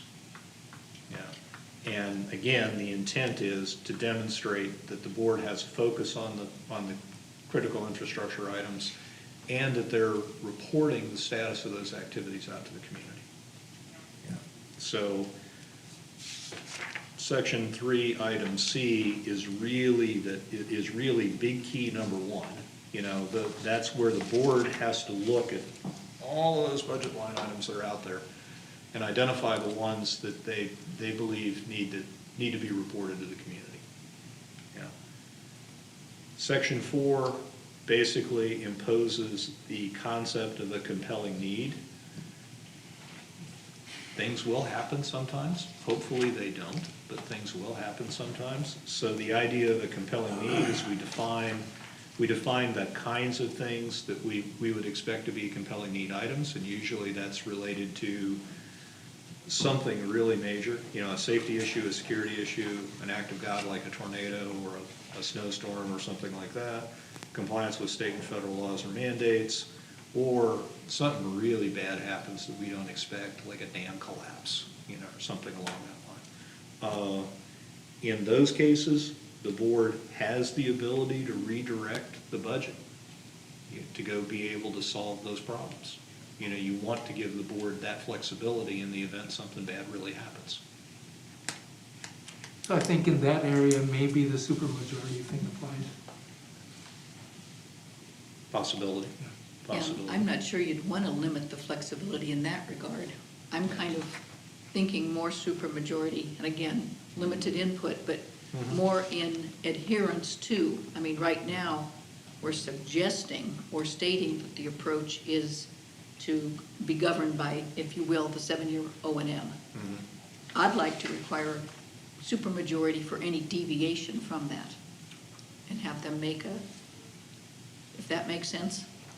Say someone says, for example, this is my thinking anyway, which is probably John Q. Public, but they're going to use the 7-year O&M for budget preparation.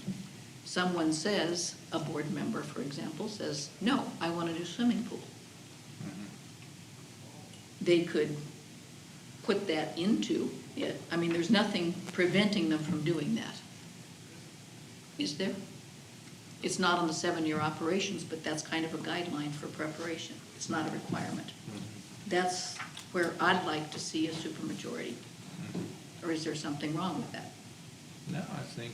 Because I to don't me, think there's- that's where the business is. That's where the, I don't think it's a bad concept, and I think it's and I think it's an interesting problem here, because, you write it.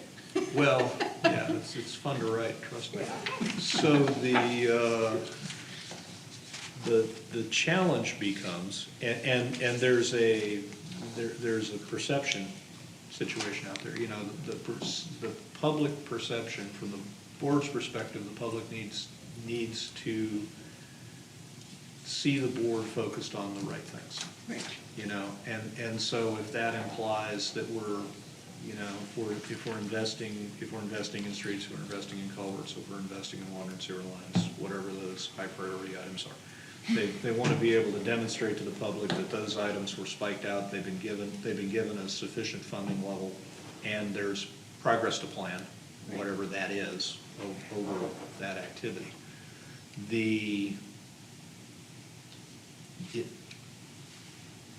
And this is where it gets hard. How do we structure this policy to ensure that those items are truly addressed? And as long as those items are being addressed, and this is one of those, depends on which side of the fence you come down on this dialogue. If your objective is to assume that those projects are being properly addressed, that you're putting enough money into the streets, you're putting enough money into the culverts to start working down your backlogs and all of that kind of thing. If there's other funding available and the board decides to make a strategic acquisition, or the board decides to make a community investment somewhere, should the board have the authority to be able to utilize those funds to do something like that? Or do you want to only make those selections available to them as a result of a supermajority vote?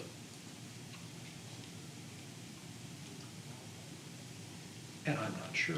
It Well, depends, I was it depends gonna on say, how, yeah, it depends on how you feel about it. There's the gray area. It's, the key to me would be if other funding is available. Because from a strategic standpoint, Tom and I have discussed this a little bit, from a strategic standpoint, there's all kinds of things we could plan for. But, before we plan for 30 years, we got to make sure we're alive for 5. True. And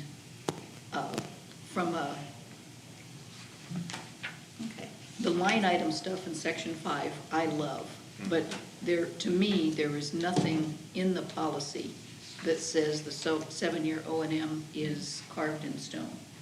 And you don't want it totally carved, but you do want to make it difficult. And to me, I'm interested in conversation.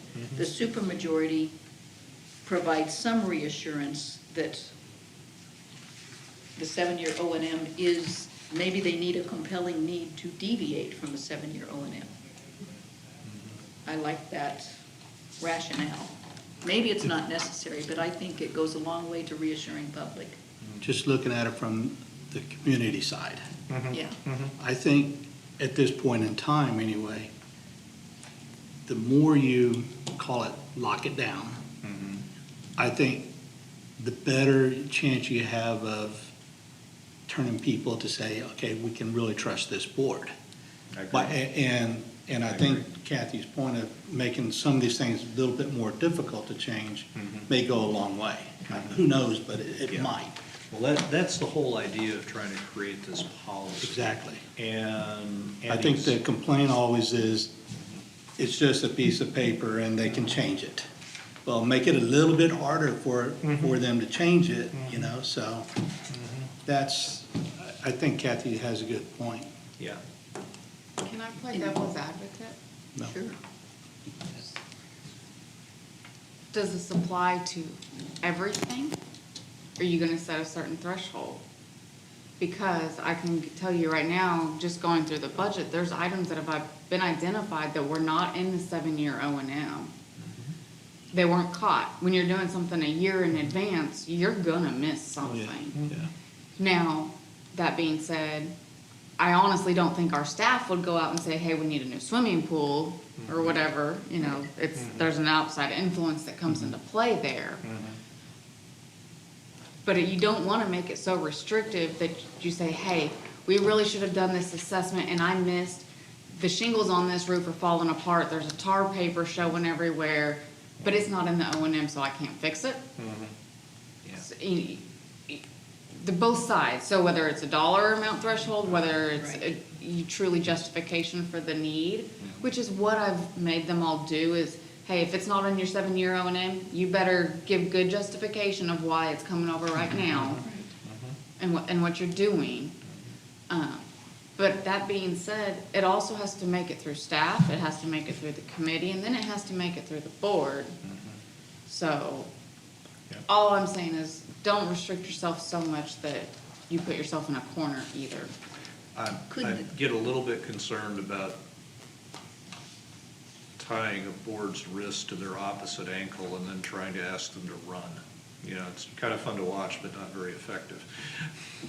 So, and there's a line there. I wasn't thinking in terms of dollar amounts, because to your point, Karina, even comparatively small dollar items can pop up onto the plan and you really should fix them. Like a roof might be $8,000 or $10,000, where I was thinking when I wrote this more that you would identify certain lines in the budget that, for all intents and purposes, the board could not change without some major effort. Gotcha. You know, like, if I'm gonna put $1.2 million in the street budget, I'm not gonna take money away from the street budget to go use it to fund something else. You know, I totally follow you there. I'm locking that one down. And the idea here, this is why that item C at the top is really key. The board really needs to go through those line items with a little bit of recommendation, I think, from the staff and the committee to say, these are the line items that you need to lock down to demonstrate to the community that you're really focused on these things. And those would be, out of the thousands of items, line items in the budget, those would be the things that you lock down and that you report to the community on. You know, you've still got the ability to do the business of the POA. You know, things are gonna happen, good things and bad things are gonna happen, the budgets are gonna have to move around. You may have opportunities to do, like what happens if we're offered another Commissioner of Public Lands opportunity? You know, and we want to avail ourselves of it. You know, as long as we're not taking funding away from the lifeblood, you know, infrastructure items that we're trying to maintain, you know, I think the board still needs to have that flexibility to be able to do their business. Well, and I think with you pointing out, if it's tied to those specific categories, that makes a lot more sense. I was just saying you don't want to tie it to the O&M as a whole. No, if you try to pour concrete around the O&M table and make a monument out of it, it's not gonna work very well. Because you're right, those projections are out 7 years, you know. About the only thing we know about them is that we know they're absolutely wrong. You know, but they're our best estimate going forward. But it kind of comes out to, I understand the need not to tie their hands, but I'm not sure the public, or this has a big effect, I think, on the vote with people who are somewhat on the fence. Correct. And I'm not sure, they will understand the need for flexibility, but I don't see that this changes. This was devil's advocate the other way. No. I don't think this changes the perception at all. Okay. Supermajority isn't mentioned in 29, I think, unless I missed it. No, it's not, and it should be. That's my mistake. Well, and I don't know where it would be, to be truthful, I'm not chastising that, but I'm thinking in section, of the budget prioritization policy, section 2, see an addition thing, that the 7-year O&M will be the basis to produce a draft budget.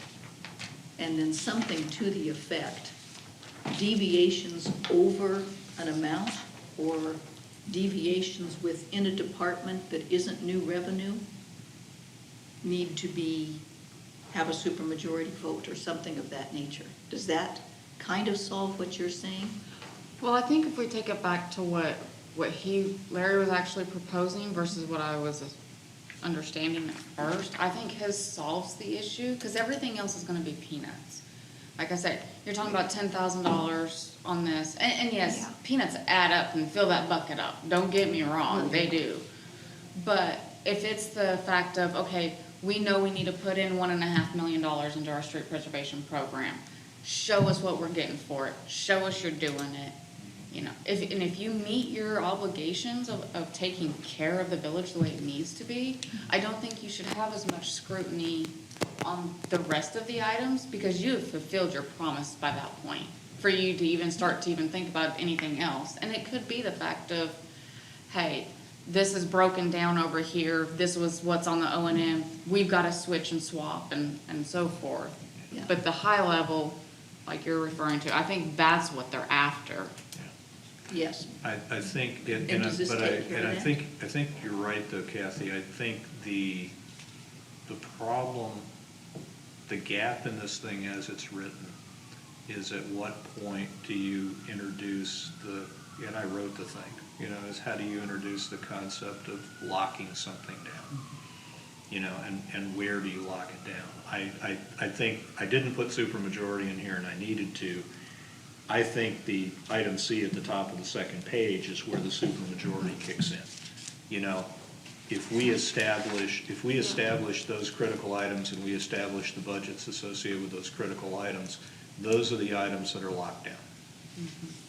And then you can only change those budget items with a supermajority vote or a declaration of compelling need. A declaration of compelling need ought to be pretty easy because, it'll be, if a tornado runs through this place again, it'll be pretty easy to see why. The supermajority would be the other option that the board would have if they wanted to adjust those budget lines. It would and it has to be done in a public meeting. It basically has to be done government in the sunshine, so people are aware that it's being done. And I think you could expect a pretty violent reaction from the community to any proposals in that area. But this doesn't require them to, the way I read it anyway, doesn't require them to abide by the O&M. It just says they'll establish an accounting treatment showing how it's done. For some, The way I read it. it wouldn't bring in, this is a good conversation, it wouldn't bring in the entire O&M table. Right. It would bring in selected pieces of the O&M table. Yeah. For example, am I gonna lock in salaries if the staff decides the right thing to do is to hire another person? Do I need a supermajority vote to change the budget, to change the salary structure so I hire that person? If I lock the entire O&M table in, and I make any change and I have any kind of an adjustment to the O&M table, I now have to have a supermajority to make to do day-to-day business. Bad idea. Well, But- that's why it makes sense to do it with, hey, these are the categories that we know we need to address this year. This is the funding limit that we're assigning to it. You figure out how to get on with whatever money is left over after this, and this is what we want tracked and accounted for Exactly. on an extra step level. Exactly.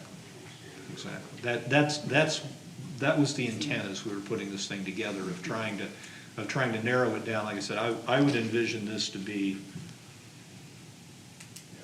5 to 10 line items out of the budget would probably be those items that would be focus items. They're probably gonna be fairly large dollar.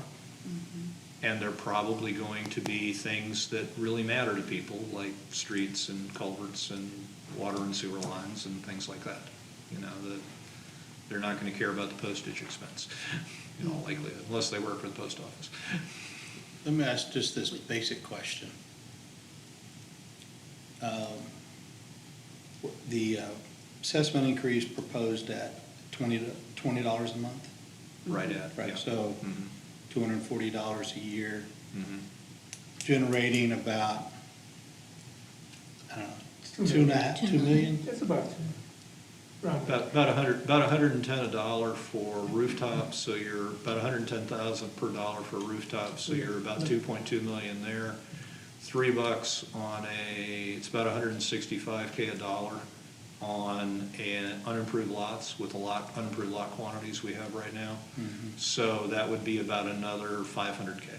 So it'd be about the year one assessment increase would be about 2.7 million a year minus the 5.8% CPI adjustment that's already allocated. So it's So not 2.5. 2.7, but it's 2-ish, 1.8-ish, something like that.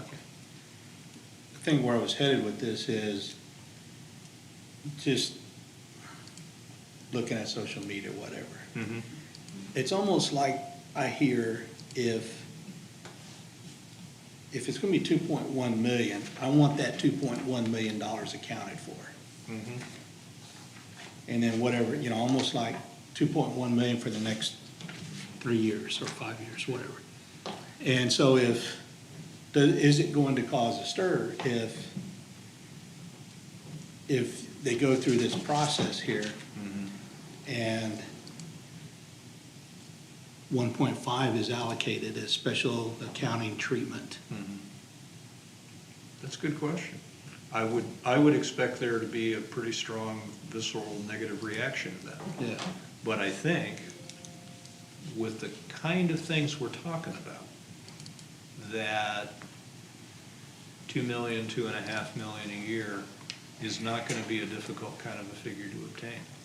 Because if you just look in the street department, what we're doing with streets and culverts, that's 1.6, 1.7 or so of that all by itself. You go over in the water and sewer department and you look at water and sewer lines and main replacements and things like that, you're $200,000 or $300,000. You go over into the golf department, because it's still a critical item. So if you're gonna focus on equipment replacement in the golf department, or you're gonna focus on bunker rebuilds, you're gonna focus on something like that, those are all fairly large dollar items. So I don't think you'll have any trouble. What you're really doing is you're really identifying a relatively small number of fairly high dollar budget lines that probably are gonna total $4 or $5 million a year of the community budget. It's not your complete capital list, but it's a good chunk of it. Well, I showed 2,074,479 is my projection for the assessment increase after the CPI piece. So CPI is version 1, that's a version 2 is a $2,074,000 increase. That sounds Would about that, right. would that include net of bad debt? Or is that just very top line? Just top. Okay. Yeah. No, That this sounds first about year, it seems to me it'd be easy to prioritize. We've got version 2 of the budget. If the assessment goes through, except it'd be escrowed in all likelihood, but we could show what we could have done, and you could track those line items. Is there a way to do something like that in future years? Oh, yeah. The idea would be that when you go through the 23 budget, you get the end of 22, we get a year from now and we're doing this again, you're gonna basically rinse and repeat kind of what we've just done here. Except You'll have a hopefully new we're gonna do a foundation. better job of getting ahead of the curve and give budget guidance when budget guidance is needed as opposed to late. Little things like that. But the idea would be that we know in June what the CPI is gonna be for the following year. If you assume that you don't have a locked-in rate change like we would get from an assessment increase, you know in June what the CPI was gonna be for the remainder of the year, so you know roughly what your budget lines are what your income lines are gonna increase to. You'd go through the same budgeting exercise next year that we did this year, you would then go through and identify, again, you'd go through another exercise where you'd identify which of those items are gonna have special accounting treatment, which ones are gonna be communicated as part of the financial reporting to the community. Might be a different list next year than this year. You might take a couple items off the list, you might add a couple items onto the list, you know, but you'd have a list of those critical items going forward, and if you did add or delete items from the list, obviously you'd have to have some rationale out to the community about why they're probably not gonna argue why things were added, but when you start taking things away, they'll start arguing why did you take them away. When But does C get done? Sir? When does section 3C get done? Good question. I would hope that as part of the budget review that the board's going to do before they vote on the '22 budget, that as part of that exercise, they would go through and say, okay, we reviewed the budget, we believe the budget is representative of what we need, we've reviewed all the line items in the budget, and we want A, B, C, and X done to have special accounting treatment, you know? And so that probably becomes part of the motion for the vote, because you'd have the vote to accept the budget either with a set of things that get special treatment, or you'd have a second motion that says these items are gonna get special treatment. And I think important before the vote gets done, before the vote is done. Yeah. Well, Well, it's absolutely critical that we get this policy out before the vote. Yeah. I don't think the final, correct me if I'm wrong, Karina, I don't think the final board vote on the '22 budget is gonna take place before the vote. No. The budget will be voted before the assessment. Before the vote? Oh, okay, cool. So that October would. 20th is budget, November 15th is assessment. Okay, so you'd have the opportunity to actually run this exercise once. You'd have the opportunity to establish those items that are gonna get special accounting treatment and run through that exercise, so the board could say, yea, verily, we put into place this policy, and here's what it meant to the community. These are the items that you're gonna get periodic reporting on going forward. I would think going forward, step C should actually be done in conjunction with the budget guidance at the same time frame, because then in building the budget, you know where you need to be beefing up. Yes. I think Agree with that. it would make more sense to go there Okay. than last minute changes. Because we may not have prioritized it the same way, you know. Your version 2 is already more or less have identified a lot of that. Yeah. How difficult is it gonna be for you to track these different items all the time? I mean, I know you've given thought to it, but do we need an extra employee to do that? She needs a third arm. Yes. Yeah. And another couple heads, I think. Yes, we might need to buy her a new cattle prod. So, I Well, would and that's hope. where I was mentioning earlier that I think with the changes that we're making to our fixed asset tracking, it's going to coincide and produce exactly what you guys are wanting for most of this. The only caveat would be making sure that if it's a maintenance-related, an expense-related item, that we track it, and that'll be relying a little bit more on staff versus Yeah. accounting.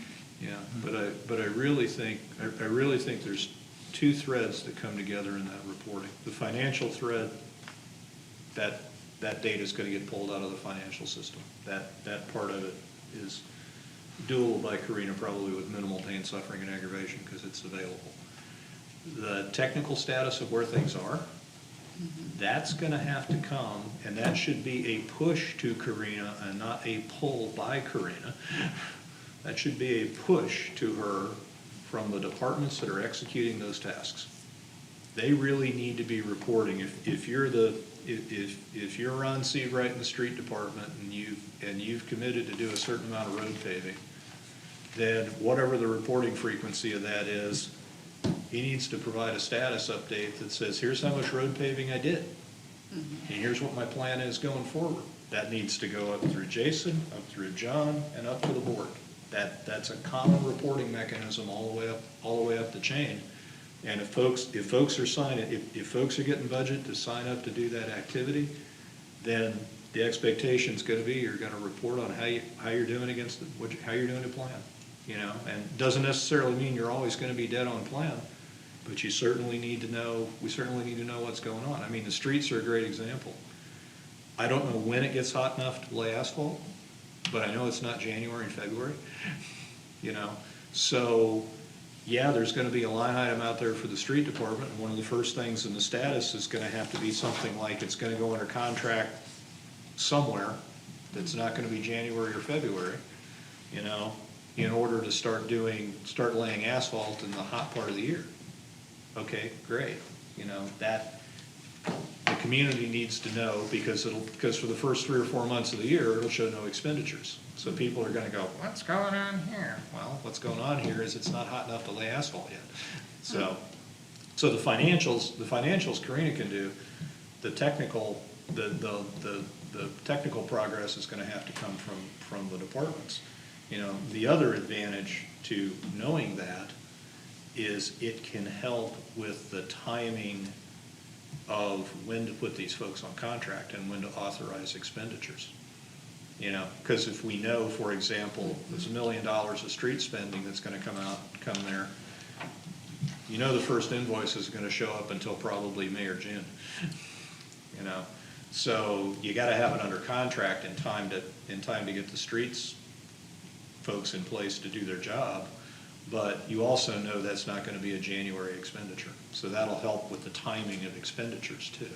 And that's one of the things that you guys don't end up seeing on this, that you guys get presented, but I make them go in and put the spread when building the budget. So you've got the budget spreads. Sweet. Yes, because, well, like I said, you can't buy all your capital at the beginning of the year.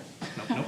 So part of that does come into play, and, you know, the dredging, when did they expect it to take place? So that's why I know, okay, we're behind, this was the cause, and moving it and so forth.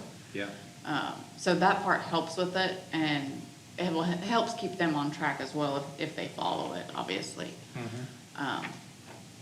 But then it, just for my 2 cents, it does relate, there is the financial aspect of it, but then there's the tracking side of it from them, but they do have to correlate.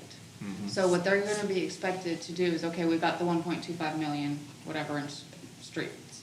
Okay, you're giving me that priority list. So like, as I mentioned, we're having job numbers, okay? But it's not just, hey, I have Menorca.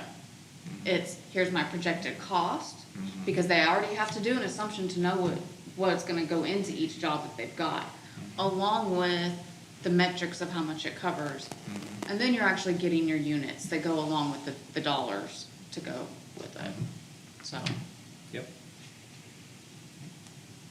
Like I say, a lot of that data needs to be pushed, not pulled. That data ought to be pushed up from the department heads up through the leadership chain. You know, and the story, as you say, the story needs to tick and tie. You know, if you say you did something and you got no expenditures, it's gonna be, okay, but chances are in one of those meetings long before it gets to the board, somebody's gonna see that and go, wait a minute, this doesn't correlate, explain this. And that, the combination of being able to spike out some of those items, and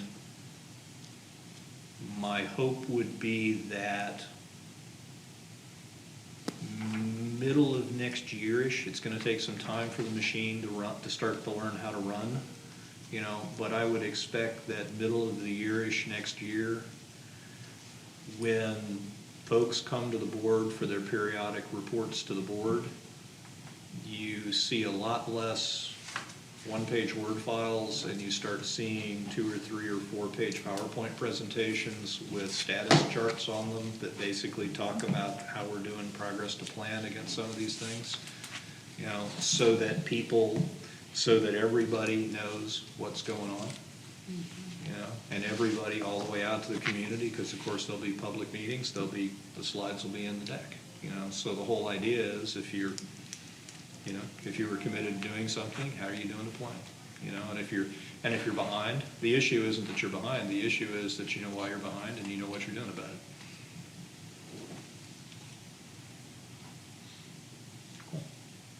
So, Well, I- one more kind of question. Go Why for the it. change to the bylaws supermajority if it's not going to be utilized now? Is that just for future? I Whatever. believe the board would like to use the supermajority related to probably the changing of these items that are items of emphasis. So during the execution of the year, you know, what you don't want somebody to do is say, well, that's starting to look like an ugly story, so I'm just gonna wad that sheet of paper up, toss it in the trash can, not talk to anybody about it anymore. No, Yes. you can't do that. You know, if it's turning into an ugly baby, where you're still gonna have to show a picture of the ugly baby. You know, and so the idea of supermajority would be that you couldn't just rearrange those categories and decide you don't want to talk about a couple of those categories anymore because the story isn't necessarily as pretty as you'd like it to be. So you're saying that supermajority may be mentioned somewhere in section 2? It needs to get folded in here somewhere. And I'm open as to suggestions where it goes. And that's why I put it out here to this body, because the different Yeah. folks of us here have different experiences and different career paths. It needs to get worked into this document somewhere, at the right level, at the right place. And the only reason the bylaw change is out there as a red line is, right now, there's no bylaw that permits a supermajority to be established. So you'd have to change the bylaws in order to implement the mechanism. Well, I think it goes with B2. That's where I'm Two- looking, but I 2B2? think, Yeah. I would agree it would be somewhere in section 2 for sure.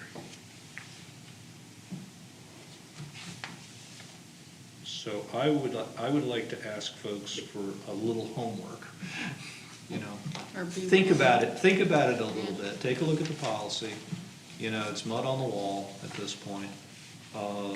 Starting to firm up a little bit, but it's still malleable. Where should that concept go, and how should it be rolled in?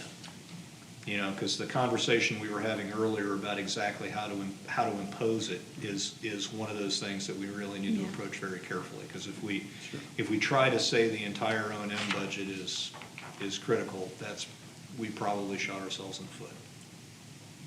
let me just put this out as a possibility. Is something saying, let's see,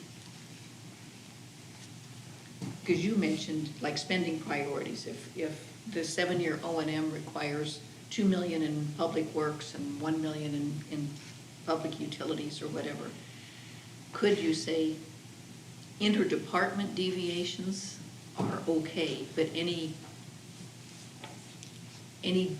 deviation from the amounts identified in the O&M require a supermajority approval? Or, Now, again, you're bringing That- supermajority into the entire O&M table with that. but I want to, except when I want to change it. So how do we write that? Well, that's, well, again. I like so- my cake and I like to well, eat it. I got it, Yeah. but from a practical standpoint, are you taking the board's wrist and tying it to the opposite ankle? It's not that they're not able to run, it's just a really clumsy experience for them. You know, are we helping the situation, or are we making the situation worse? Or would deviations over a certain amount, deviations over 300,000 within the amount spent by a department? Is I that think- getting closer? or what? I don't think the key, and this is It's me, not. this is me, and we may be looking at it from different perspectives. I don't see the department budgets being the critical factor. I think the critical factor in the folks in the community is they want to see the board demonstrate that they're paying attention to the stuff that's well and truly broke. You know, that they're working on the streets, that they're working on the buildings, that they're replacing assets like fire trucks and things like that, Right. that are needed to maintain the community. I don't think most of the people out there, I'm gonna go a little below the line with this comment, know or care the day-to-day things that are required to run this place. You know, but they care about a small subset of things that really matter to them. They care about their security, they care about their safety, they care about the condition of the roads, they care about making sure that the toilet flushes and the water comes out of the pipes and stuff like that. Well, there's, to me, kind of two different issues. Yes, showing what you've written is brilliant in terms of showing them where monies have gone. I mean, I think that goes a long way toward what we're doing. But what in this would prevent somebody from spending $500,000 on a CMP? Say John Paul says, I now want a CMP plan. What would prevent that from occurring? Hopefully you, as who's Well, yeah, voting for the board, voting for the right people for the board, that would be the way to Yes. do it. but I think of the people, and from my experience, the people voted in 2016, 17, 18, I thought were terrific. And I asked each and every one of them, this is what you said before you got on the board, and this is what you're doing now, in my opinion. And all of them said circumstances changed. Yeah. And you can vote, I mean, look at our government. You can vote for someone who then flip-flops. And maybe there is no way other than tarring and feathering, I but, don't think there really, well, look, the last supermajority you had, it was the inability to get rid of the general manager. yeah, Okay, so it works both ways. Yeah. And it took you 2 or 3 years to get enough votes to where you could do that. And it would be the same thing in reverse. You can only tie your hands so much. yeah. Yeah, That's- I think you hit it though, Kathy. We've got the problem There's, identified, you it's know, just the well, solution. the harsh reality in all of this is there's no guarantees in life. You know, Yeah. I mean, You can put I've whatever used, you want. I've used that line a couple of times in Q&A with people. I actually used that line I last just week. had this Last con- week in a dialogue where somebody asked me what their guarantee was, you know, how do I guarantee anything? And I looked at them and said, okay, in your career you did this, right? I Yeah. said, so what guarantee did you give your customers? And they're like, what do you mean? What guarantee did you give your customers? Well, there wasn't a guarantee. Okay, so why are you asking me for a guarantee? You know, I mean, to a certain extent, you know, you can't, if you lock everything down, then you're totally inflexible and you have no ability to adjust, when you Yeah. absolutely have to be able to adjust. You know, so the question is, how do you lock down, and this is really the gist of this policy. How do you lock down the essential things that demonstrate that you're paying attention to the key aspects of the village? You know, it doesn't stop anybody, you know, if the assessment passes, you know, we get out a couple of years, there'll be the revenue to cover the operational cost of the village. There'll also be additional revenue available to either make additional investments in village infrastructure or do other things with it, you know.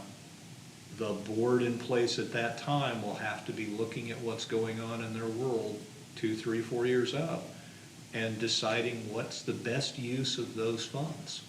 You know, doesn't prevent them from building another swimming pool or creating another CMP.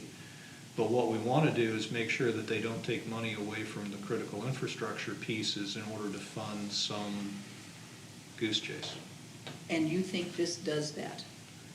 Not as the way it's currently written, Okay. but it needs to, which is why I'm asking Okay. folks to So you're think aware- about it and give me feedback on You're where. aware of the problem, we just don't have the solution yet. Well, Or- I mean, yeah. it's a, like I said, it's a work in process, and it does need to impose, it does need to put some teeth into it somewhere. You know, and I do And like that's the tough. idea of once you put the teeth in it, that's where you want to put the supermajority block box on it. You want to make it difficult for Yeah. people to take things out of that box. Well, and is this one box for 1 year and then the whole box changes the The box next could year? change, the box and- could change year over year, absolutely, the box could change year over year. I mean, for example, I'll use a recent events example. Public Works had to borrow money from the general fund to be able to do the water plant expansion. Public Works had to repay that money. If we have another DEQ mandate coming down in the future that requires us to go do something, you know, then the repayment protocol associated with that event would certainly be a high priority item that we're gonna want to lockbox, you know, until it's no longer a high priority item. Like we just said, Public Works repaid the bills. They've now paid their debt, they're released. So that's not gonna be a priority item anymore because it's just not, it's done. You know, so you probably are gonna have a certain amount of deviation year over year. Now, some of these things are gonna be out there for the foreseeable future. You know, street repair, culvert repair, it's gonna be there for a while. You know, we're far enough behind on both of those, we're gonna be there for a while. And equipment. If we get back on a building repair tempo, on a better building repair tempo, maybe in 2 or 3 years, the building repair doesn't become a lockbox item anymore, because it's now under control. Well, the other side of that too is if you lock it down too much, you'll have people that'll say, yeah, I mean, one of the priorities has got to be replacement of equipment. Mhm. And when you replace equipment, do you really need that? Some people won't think you need that. Oh, no. So, I mean, it becomes a double-edged sword. Yep, it does. It does. So that's the thought exercise. You know, I don't know that we can make any more progress on it sitting here as a group, but I'd encourage folks, if you're, tomorrow morning, if you're sitting there with a cup of coffee, or this evening, if you're sitting on a patio with an adult beverage of your choice, and free associating, you know, if you have any brainstorms, I'm all ears. Well, there's one other housekeeping item that I just had made a note on when thank you for getting these to us. But I noticed that sometimes it's called in deviation between Article 2 and 29. Sometimes it's budget projections, sometimes budget forecasts. Ah, And is there a way I think somebody with more knowledge can search the whole thing and say, anytime O&M is mentioned, change it to this? And maybe the consistency isn't needed, but good I don't, catch. again, it's a minor housekeeping thing, No. Good point. not really. It's easier than the other thing. Nope, that's a good, that I can work on. You know enough about computers, it's probably halfway easy. That's a problem I can solve. No, it's probably called, you know, too much creativity at the keyboard from time to time,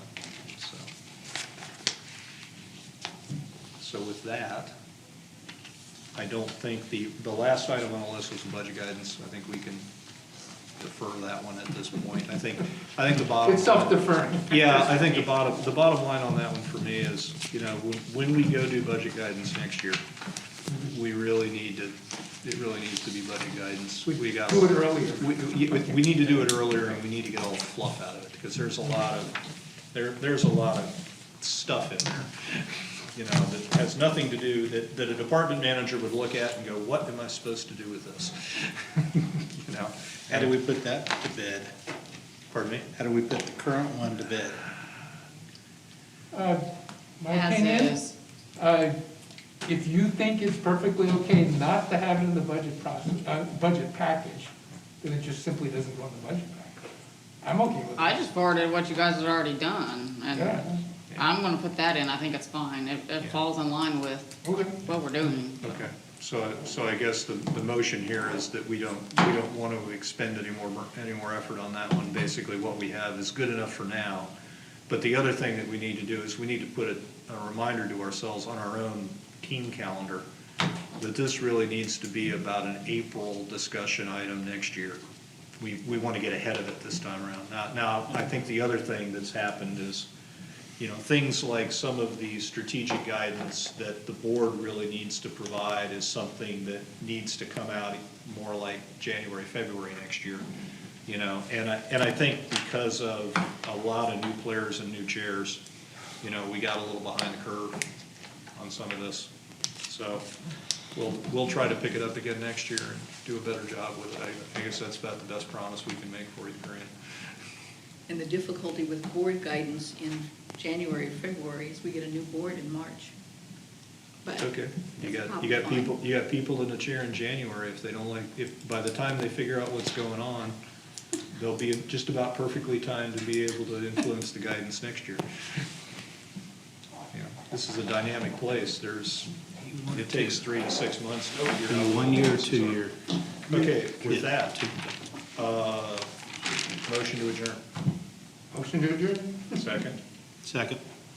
all in favor? Aye. Thank you, folks, appreciate you, Dallas, thank you.